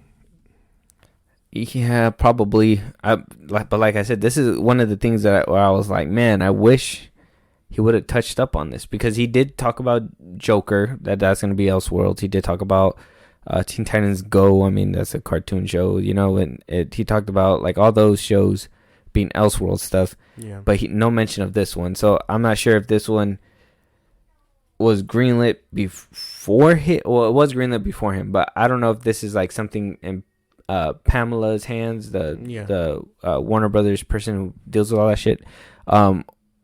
They try to stop them, where they like, no, we are gonna make it, but it'll be an Elseworlds. It's like I said, there hasn't really been an update besides Keanu talking about it. So yeah, I mean, but I imagine maybe down the line they'll probably address it. But it's cool that we're getting a second one. The first one was really good. It's interesting that it's taken a minute for it, but yeah, it's gonna be cool. Yeah, party too hardy. But yeah, so hopefully we get a good thing with this movie. Like I said, did not get any update within James Gunn little video, so whether it's coming out or not, it's still kind of up in the air for me. I'm not gonna say that it's definitely coming out. I mean, like I said, Keanu's talking about it, but no acknowledgement from the head of DC Studios. So that kind of let's get unified, James. We gotta get unified. I do hope that, because you know how the MCU doesn't do anything unless it's connected. Yeah. Like, I do hope we still get. My God, I hope we do still get projects like that, like side projects that don't have to be connected to anything. You know what I mean? That's something that Zaslav addressed and said that he wanted. Like, he wanted to be able to have little side movies that are Elseworlds movies to, like, have them thrive and stuff. Yeah, because I still like. I mean, like, if we can get more shows like Superman and Lois or Titans and things like that, then yeah, because I don't want everything to just be connected like the MCU. Well, I think he addressed it too and says Superman and Lois is going to run for maybe 1 or 2 more seasons. Awesome. Yeah, so you'll get a little bit more. He did say 1 or 2, so I'm guessing it depends on the writers or what the stats look like when it comes to that show. But we'll see. Season 3 is already full steam ahead, so I mean, wrapping up with 5 seasons would be sick. Wouldn't be too bad. Feels like okay, because I don't need a Smallville. You know what I mean? Like, if they can wrap it up neatly with a bow, with 5 seasons, then perfect. Mm-hmm. But we don't need a Smallville show again. Yeah, that makes sense. I mean, it's interesting, and they're recasting the one of the sons for this. Yeah, one, the right? son. The dude dropped out, I guess. I don't know. Yeah. We'll see what happens. Well, wasn't it because of his character is supposed to be gay or something? Oh, I don't know. I don't know. I felt like I read something like that. Want me to look it up? You can. I don't know. Let me Google it real quick. I never thought. I thought he just dropped out. Third season is gonna have someone else. He's gonna be like, hey, what contract dispute? Oh, here it is. Not returning for season 3. Jordan E. Lass will not be returning for Superman and Lois season 3. The statement for personal reasons as the reason for the actor's exit. Jordan Elias has notified the studio that he will not be returning for Superman and Lois for season 3 due to personal reasons. The role of Jonathan Kent will be recast. So for personal reasons, he doesn't really say anything about it. Mental health. Yeah, so who knows? But we're getting maybe 1 or 2 more seasons out of that. We might be getting a Constantine 2, so everybody look out for that one. We'll be keeping you guys posted, especially on the Constantine 2 one. I'm still kind of shaky whether or not that's happening or not. Moving on over the weekend, right before the new episode 3 of The Last of Us, we got word that it's getting revised for season 2. Yes. We don't have a lot of game left. Okay, season 2 might be the last season. We don't have a lot of game unless they go ahead and try to, write their own story moving on. But we all see how that works out in shows when, you don't follow source material because Game of Thrones. Yeah. What other shows? Westworld. Like once you run out of that source material, it's like, we don't know what to write anymore. Like, it doesn't make any sense. Like, to me, I'm just like, come on, there's so many stories that you could tell, and it just gets stuck. And with the whole, I haven't played the second Last of Us yet. I'm going to play it before the second season comes out. But to me, how divisive it was because of what happened within the story. I'm not 100% sure. I've only gone by what I've read online. I try to avoid spoilers as much as I could. It seems like it was very divisive, though, and I think that will HBO Max be able to tweak it so people would love what happens in the show over what happened in the game and maybe be okay with it and still make it the highest rated show as it will have to be from season 1 or whatever. Did you see the 3rd episode? Not yet. I got to. Okay. Don't bring it up. Yeah. Okay. Well, I lost what I was gonna say because if you watched it, it would my point would have been made, but I can't. I'm not gonna say anything about it. But I know that they did a twist on the relationship, and I kind of knew that because they showed that they were together and stuff like that, and they didn't show that in the game. So I know they probably did a twist on his life. They do. All I'm saying is if they decide after the second season to continue, I think it is in good hands because they made a good.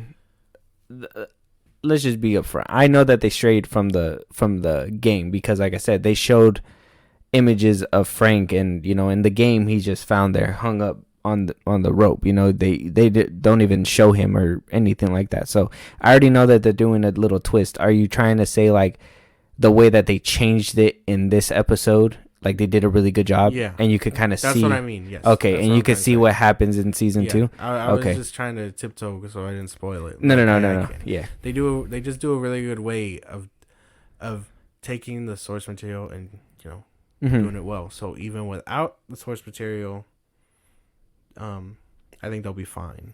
If that makes sense. Okay. Yeah. I mean, like I said, I still got to watch that one, and I will watch it. But like I said, I've been hearing good things about the way they changed it as well. I know a lot of people aren't raving about the gay aspect in there. I don't know how much is in there. I've heard some rants and everything, and it's very, very troubling to hear a lot of this stuff. But it's not troubling to like watch it, but like troubling to think that there's actual people out there like that. It's kind of weird. But just watch it. Yeah, I'll watch it and I'll formulate my opinion like everybody else. But congrats on the season 2 renewal. And though I don't like the little girl that's playing what's her name, Ellie. I guess congrats on a season 2. I don't know. She's growing on me. I think she really like embodies what the game had. I think so too. But I wish they would have found somebody that looked a little bit alike. That's true. And that makes me think, how is she gonna come into the second one? Because I mean, in the second one, it's no surprise, but Ellie's older. She's a woman. So I mean, like, are they gonna have to find someone else? Is she gonna stick around for only flashbacks? You know what I mean? So it'll be a little weird to see, but we're just gonna have to wait and see. Yeah, it'll be interesting to see how they go about it. Like I said, they'll probably just have to tweak it, and I mean, if they tweaked it well enough, I mean, they even tweaked episode 2. This is all spoiler, guys. So if you guys haven't seen it, we apologize. But I seen episode 2, and so has he. Yeah. But what they did with Tess, you know, they changed how she died, and I thought it was actually pretty meaningful. I thought it was pretty scary too, the way that she died. So it was interesting, and if they do more of that throughout the season, then I have high hopes for sure. But moving on, we've got Amazon trying to be the next MCU, but they're using Tomb Raider to do that. They're gonna be developing a TV series, a movie, and video games, all in the world of Tomb Raider. I liked the games when I was younger. I haven't played the new one, and I haven't seen that new movie that had recently came out either. I think the only Tomb Raider movies I've seen was with Angelina Jolie. Why they are still attempting to make Tomb Raider a thing, I don't know, but it's interesting that they're going all in, balls deep with this Tomb Raider thing, you know? Yeah, it's a little weird that is happening. These game adaptations, they're not learning. Some of them can make it. Last of Us is making it, but it is still early. It is its 3rd episode. It could totally fumble the bag. You know what I mean? It could, yeah. Uncharted fumbled it off the jump. Fumbled the bag. I'm just saying, some of this stuff isn't sticking. There's a reason why Tomb Raider hasn't been working. If they get it to work and Amazon does it, then okay. Amazon is really good at what they're doing right now. So, power to them, but it's a little scary because we've seen how all this plays out before. Yeah. Like I said, they've been trying to make her a thing, and if they're going to try to make her a thing and actually try to make TV series and movies off this lady, they're going to have to do something. And to be honest, Amazon, to take a fucking dice roll and do this, like, what is Bezos doing over there? Snorting a line and saying, Tomb Raider, we can totally make money off Tomb Raider, billions of dollars off Tomb Raider. Like, I don't understand. My man went from going to the moon to thinking that he's gonna make Tomb Raider a household name. Like, don't get me wrong, it has the potential. When Angelina Jolie played the character, like, a lot of people like those movies. Maybe not today, because I don't think they aged too well, but at the time they were actually pretty good. I don't know that many people that went to go see this last Tomb Raider movie. I don't even know if you knew that there was an old Tomb Raider movie that just recently came out. Nope. Yeah, well, she played her in there. I don't know if it's good. I think we should probably watch it and do a review. Let us know out there if you guys want that to happen.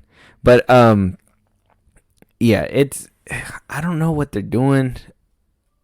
Like I said, Bezos is just out there fucking doing all kinds of shit because he has money. Well, yeah, I mean, he can do whatever he wants, but I don't see this working the way they think it's gonna work. If a trailer comes out and it looks good, we go watch it or what? Yes, we will. But I mean, if it looks bad, we'll be like, we saw this coming. But like, I don't know. There's no way. I don't know. Look, if I would say if anybody can make a good character, maybe out of this character, I would say is Amazon. I really liked what they did. I've recently started watching that Tom Clancy one with what's his name, John Krasinski in it, and that one's actually pretty good. I seen The Jack Reacher show, that one's really good. Like all these, ooh, my bad. Like all these little shows. Lord of the Rings was kind of missed, but not for the reasons that people say. I just think the story wasn't strong in that one, which kind of sucks with that one. So I mean, it has a couple strong, and then it has a couple, weak points. So I'm kind of thinking that Tomb Raider can go either way. It just depends on what direction they try to go. And I think a good way to kind of like make her great is make her like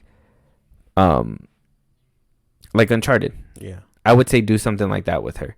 Like have her find treasure, have her deal with people, whatever, make her badass or whatever. Do what Uncharted failed to do in the movie, you know what I mean? And try to do that with her, and I think it could kind of make money.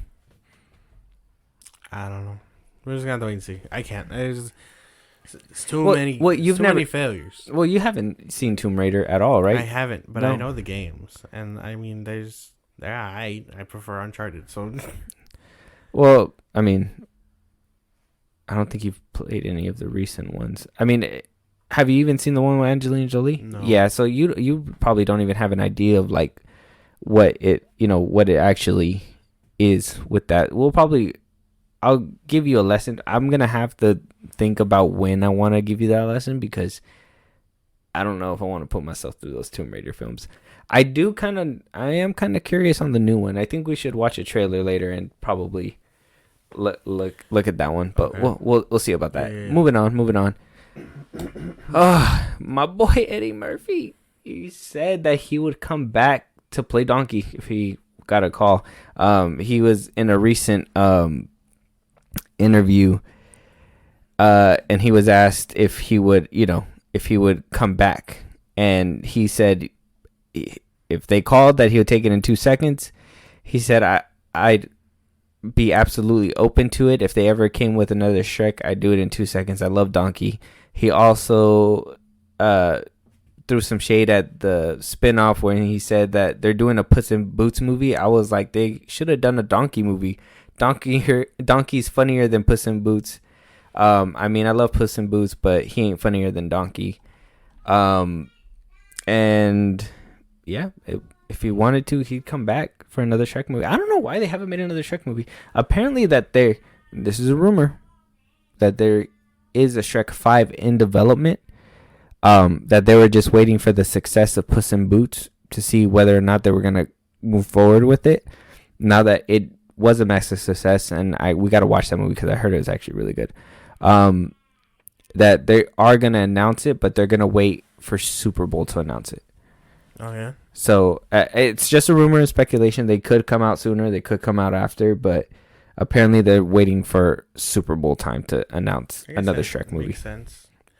Big crowd, draw a lot of eyes if they do like a little presentation saying like, oh, here are the storyboards, we're getting it started, whatever, Be cool, right? Yeah, it would be cool. Nah, nothing too bad about that. See, I mean, he's a little bold for thinking about a Donkey movie. Mm-hmm. There's no movie where he could just do it by himself, but yeah, that would be cool to see another Shrek movie. I don't know what it is. I don't know where the love for Shrek came from, but it's weird, right? I don't think it's weird. What do you mean, like the love for Shrek? I love Shrek. Well, bro. no, I'm not saying like he doesn't. I'm just saying that. Oh, everybody just came out of nowhere. It feels like out of nowhere, everyone was just like Shrek. Yeah. I think it's because of Puss in Boots. I think it's because it's connected, and low key Puss in Boots has been kind of. They kind of passed the baton to Puss in Boots because he's been coming out with his movies, and this is the recent one, but they took a big hiatus with that. And I think it was because of, what was it? Shrek 4? I think it was because of Shrek 4, but I don't see why. I actually enjoyed it. I didn't have an issue with that one, and Shrek 3 was pretty good too.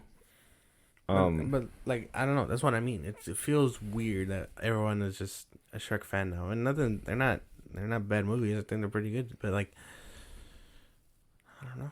It's interesting. It's cool that he'd come back though. They would have to bring back Mike Myers though. Oh yeah, of course.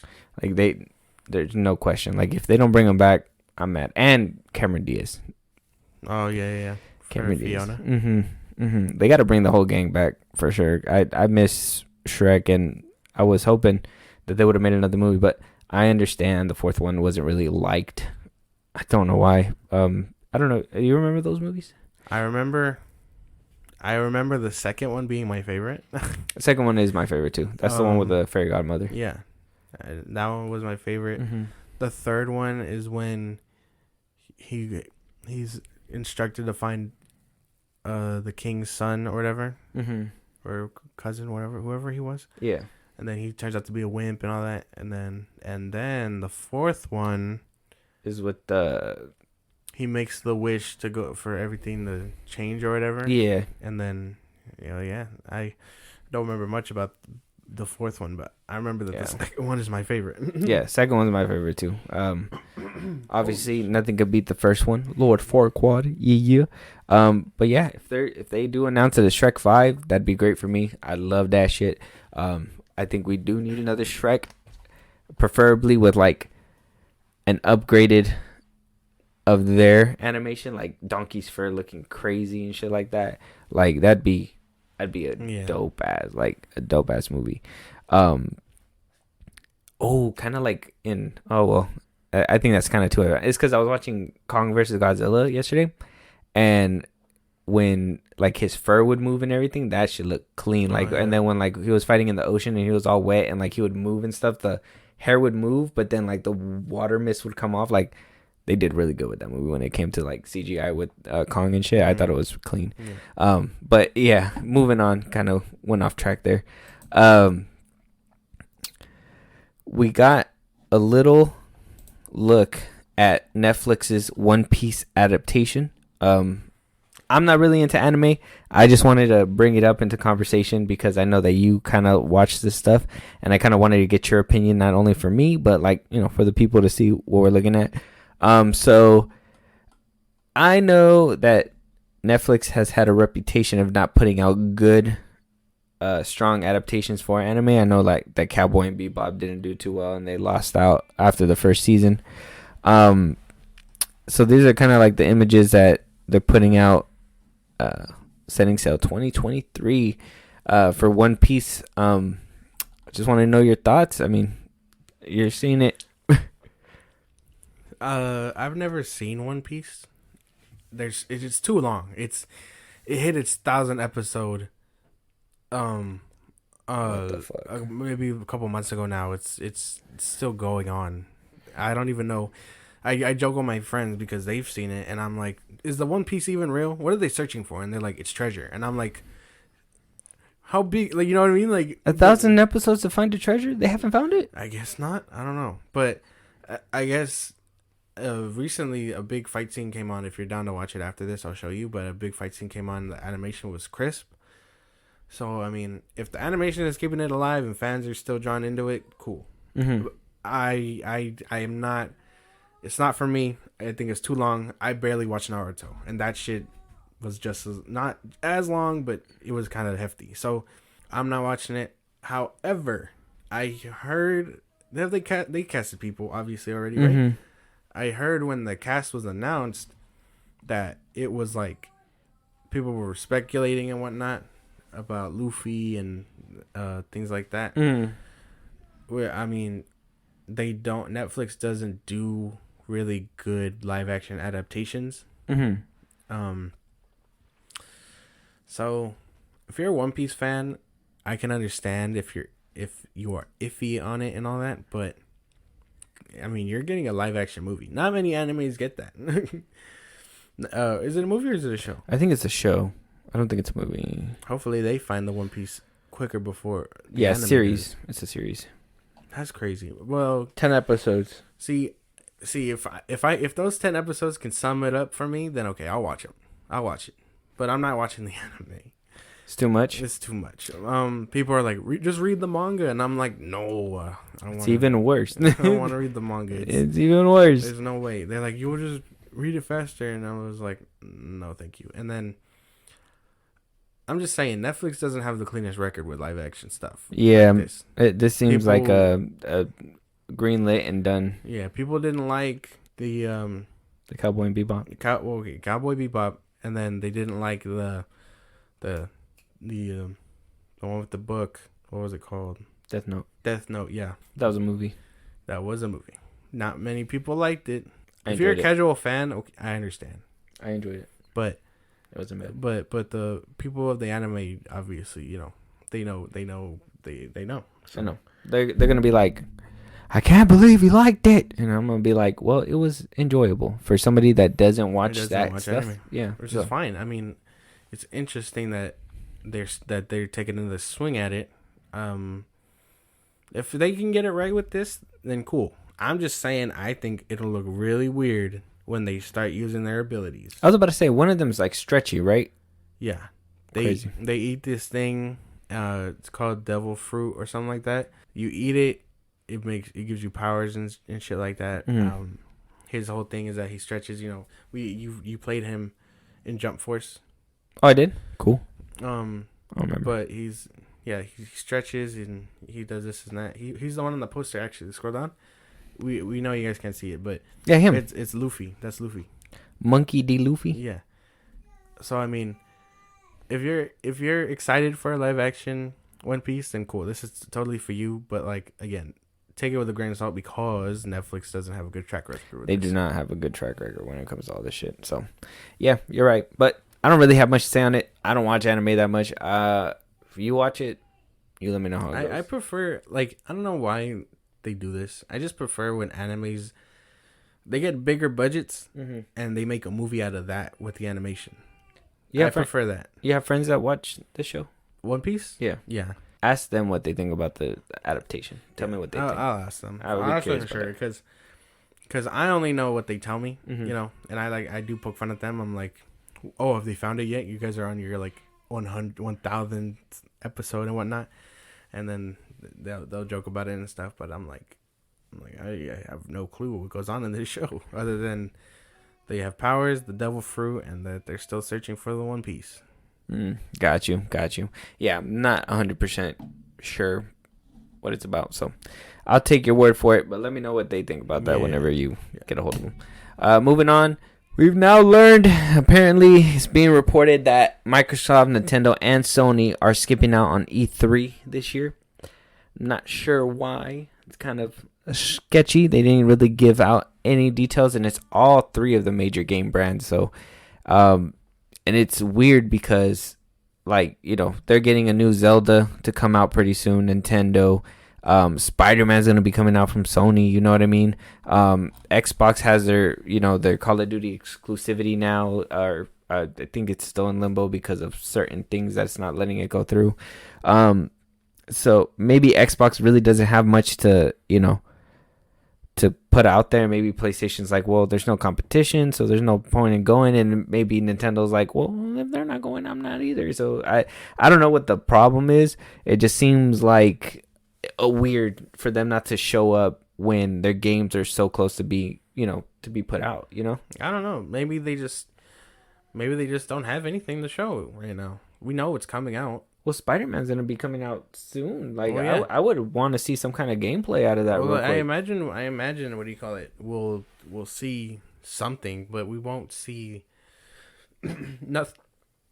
Fuck. Nothing that alcohol. Nothing that we haven't seen before. You know what I mean? So they're probably just like, well, we know we don't have anything new to show right now, other than what's coming out. So. That's what I'm saying, though. Why? I want to see gameplay. I want to see Spider-Man gameplay. I want to know if we're able to play as 2 players. I want to know, like, co-op or whatever, multiplayer online. I want to know if, like, we can, the Venom, movement, stuff like that. Like, I want to know stuff about the game already. And honestly, I don't care if Xbox leaves. That's not my, that ain't my problem. What games do they have that are exclusive? Forza, Tomb Raider. Who cares? Like, keep it. But like, Sony is like a big juggernaut in this, and like, they do have games coming out. I would have expected them to be there. Nintendo too, because Nintendo has Zelda, and Zelda's a pretty big name, and I know like they've been doing like DLC for like Mario Kart 8 or whatever. Like, instead of putting a whole new game out, they just been adding more characters and stuff. So that's pretty good of them to do. So like, it's kind of weird that they're not going to show up, but maybe they have a good reason. Maybe it's true. Maybe since Xbox said, man, we don't have anything, maybe Sony's like, well, we don't have to compete, you know? So, I don't know. What do you think? I don't know. This is weird that they're skipping it altogether. I'm just thinking that they don't have anything to show. We know it's coming, and if they want to drop Spider-Man stuff, they'll drop Spider-Man stuff anytime. That's true, huh? They can just kind of just put it on online, and it's gonna fucking break everything, huh? It'll hit But I would think that they would make an announcement about it. Yeah, that's true. But oh well. Oh, look, they said down here.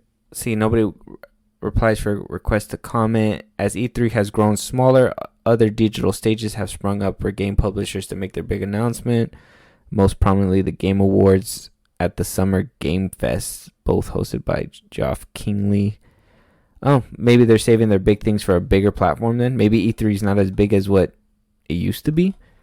Probably. I know it's a thing for YouTubers now. Mm-hmm. They show up, the ones that play the games and stuff.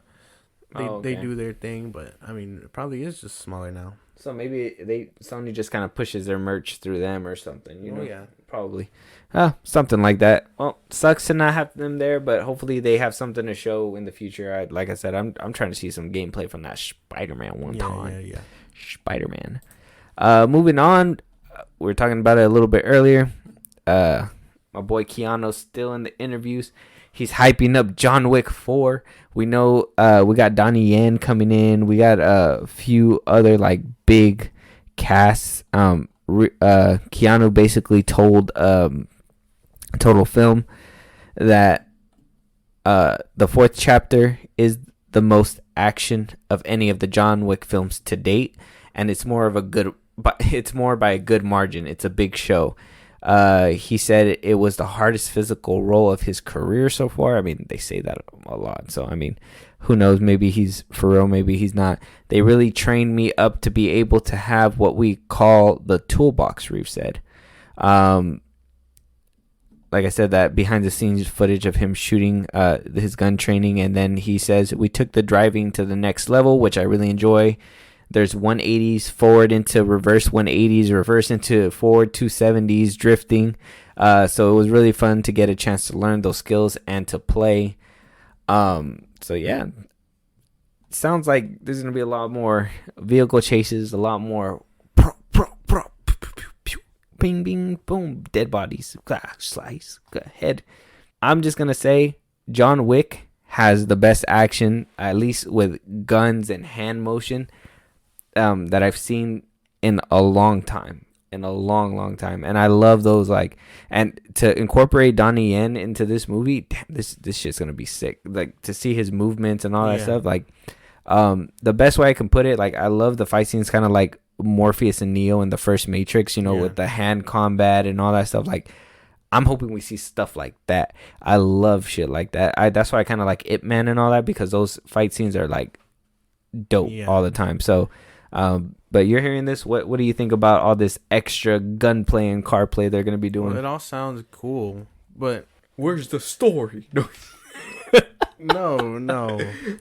But I'm just curious what that means, because we've seen him in 3 or all 3, obviously. But how do you up the ante at that point? You know what I mean? Mm-hmm. My favorite scene is probably the one where he's fighting with the knives and stuff, and then he throws him into that dead body or the guy, and then he dies and stuff. How do you just up the ante? That's my thing. And I'm trying to picture it, but I can't, because what is he doing that we haven't seen before? You know what I mean? Yeah. So it's exciting stuff. It's exciting to hear. Whoa, it's exciting to hear. I think that's cool though. I think it's cool when they're able to do something different and you just don't expect it. You can't think of what it may be and then when it actually shows up, because I think I was wowed like that with the Fast franchise up until 8. They really did a good job of upping that ante up until it got to that point. And same with what's it called? What's another action movie? Ip Man 2. It went all the way to 4, and honestly, the 4th one had some dope ass action. Yeah, it didn't beat out the other ones, but you have things like that where it can up it and then just drop out of nowhere because you just run out of ideas. But But I don't think John Wick has hit that point where they ran out of ideas. I think they still have a really good shot. Like my favorite scene is when they're in that train station and they got like their silencers and it's him and Method Man and he's just pew, pew, pew, pew, pew, and then just like shooting each other and walking through. Like I thought that shit was pretty cool too. Like so I think they still have a lot more up their sleeve, and for them to put like some big names like I said, Donnie Yen with his kind of fighting and stuff like that, and Anna de Armas coming in too, and like just what's his name too? Skarsgård is gonna be there. He's gonna be in there. The dude that played it, like, it's gonna be insane. This movie's gonna be really good for sure, and they're hyping it up really well. Yeah, it's gonna be a big month in March. It's gonna be a lot. Woo! And this is the last movie coming out. Take my money. Take my money. Take my money. But yeah, are you guys excited for John Wick? Let us know. Do you think? Can you guys not think of what they can do to up the ante? I can think of multiple ways. Gotta have imagination. Yeah. Let's get it. Moving on to our next topic. We're almost done here. So apparently we're gonna get Aladdin 2. Will Smith says that he might be coming back. Well, there's a rumor that he might be coming back. I didn't even think that Disney was gonna move forward with this. I honestly thought they scrapped it after the whole Oscar thing that happened, because I know back in 2019 it got greenlit and they were planning to do it, but then it kind of slugged down because of the whole COVID-19 thing. And then there was rumors that it was coming back up back in 2021, and then that's when the slap happened back in like early 2022, right? And then it just simmered away. Started losing everything. Yeah, so I don't know if I know that that Succession came out on Apple TV. I'm not sure if that one did really well or not. Yeah. But it must have been if Disney's willing to pick them up again. So I'm not. Oh no, it wasn't Succession. It was Emancipation or something, right? Yeah. Something like that. Yeah. So I mean, I heard he did really well in that movie. I haven't seen it yet. I gotta get Apple TV. So many streaming services. They need to bundle some shit. I just don't. The first Aladdin was alright for me. It was alright. It wasn't. I think it's missing Robin Williams. Well, yeah, obviously, but I don't know. The first one was. It was okay. It's not my favorite thing. Mm-hmm. A lot of these live action films that they're doing are very hit or miss. Like, I didn't even see Lady and the Tramp. Oh, okay. So that one was good. I liked it. Really? Yeah. Okay. Well, I didn't see it. So, he did alright for the genie.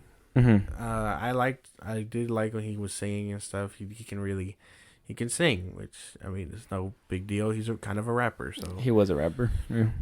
So I mean, he did fine, but I mean, God, I just can't look at him now. Like, I just can't see him all that blue again. It was weird. Yeah, it was, and it's not, like I said, and it then doesn't look good. And then, like, to me, when he's, normal and stuff, and like, he's walking around like a human and stuff, it's like, that's not what they did in the original, the original cartoon and stuff. So like the fact that they had him do that kind of threw me off in the movie as well. Like, I just wish that it would have stuck a little bit more to that original cartoon back when, I don't even remember when it came out. I was like young, but yeah, I'm not really too excited, and Will Smith hasn't really been the highlight of my eye as of lately.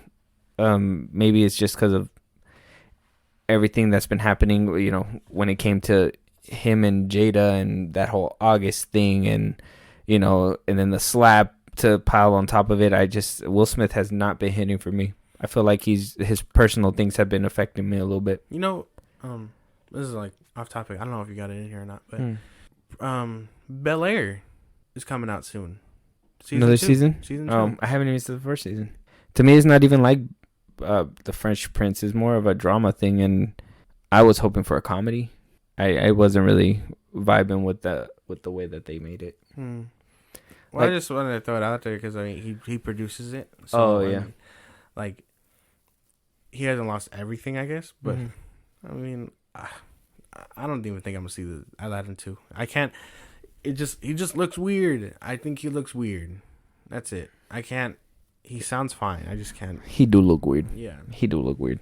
Yeah, I'm not too sure about this, but it's good to see that he's still up there. But like I said, this kinds of stuff, like, it's kind of hard to watch. Like, I'm still trying to, I don't want to watch Emancipation and it be a good movie, and then me be like, oh, like, this is too good now. I have to like it and shit like that. Like, what's keeping me away is him right now, and I think that's because of what's been happening with him in his life, and I just think he needs to get control of himself. So yeah, we'll see what happens. Good luck, Will Smith, and if this is true, well, I don't think anybody really cares. So good job, good for him. Yeah, you're gonna be blue again. Congratulations. With that, we're gonna jump to our last topic. It's the new Boogeyman trailer. It came out during the NFC game against the Chiefs and the Bengals. If everybody knows, it's going to be a Chiefs and a Philadelphia Super Bowl this year. But it came out, well, actually, it said that it gave us a little teaser. Me and him were watching the game, and then it gave us a little teaser, and then it gave us a little jump scare, and then it was like full thing online or whatever, and we just said, we're going to go ahead and just react to it on the pod just so we can, watch it together. It looked pretty scary. Yeah, it made me jump. I wasn't expecting that to happen. And like, you know me, if a scary movie can do that just by the trailer, teaser. Even. We gotta give it a look. Yeah. All right. Let's get into it. Okay, get in here. I don't know how you sleep with all these lights. What are you scared of?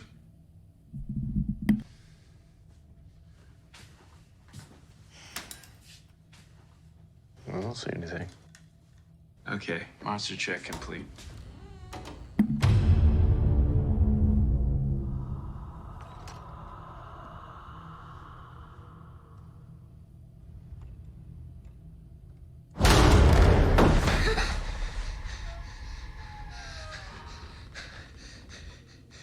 He ain't checked out. Oh, no. No.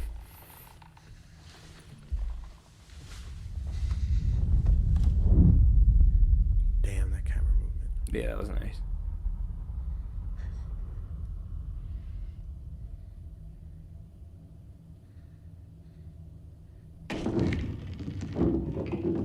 Fuck. Damn, again. It's been around forever. Hit Ooh. in the dark. It's like all those spooky monsters you think are hiding under your bed. It's not real. What is this?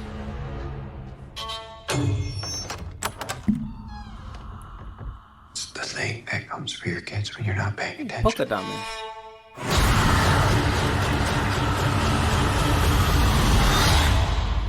You believe me?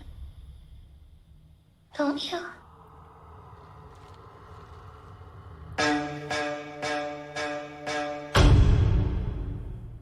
God. That shit looks scary, bro. That shit looks scary. June 2nd? That's really close. It is really close. We're gonna have to watch that shit. That looked pretty fucking scary. I want to see if I can get a good image of what it looked like. Right here.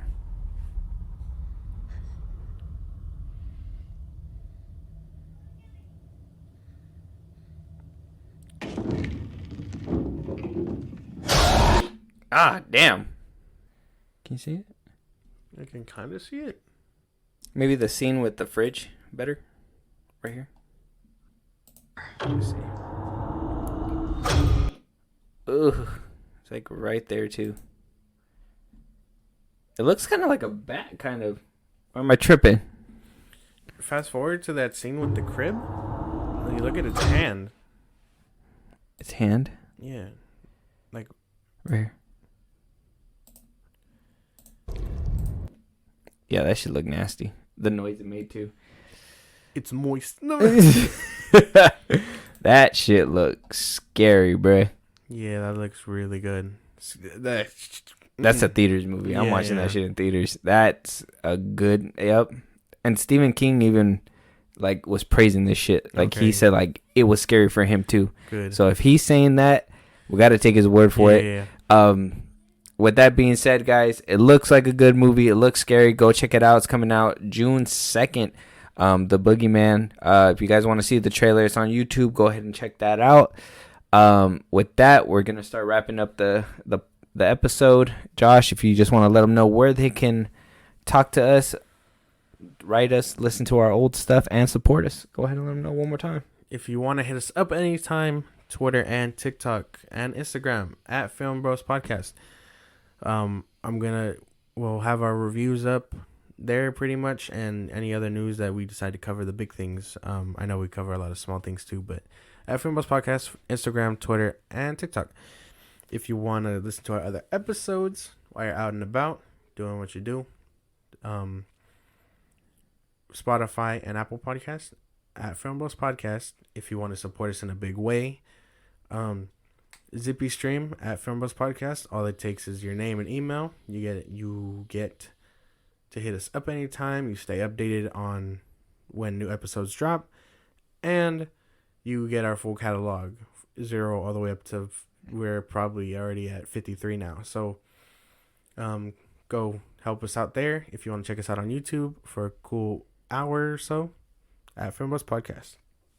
Yeah. So if with that being said, we're gonna go ahead and just wrap this one up, and we'll talk to you guys on the next one. Talk to you guys later.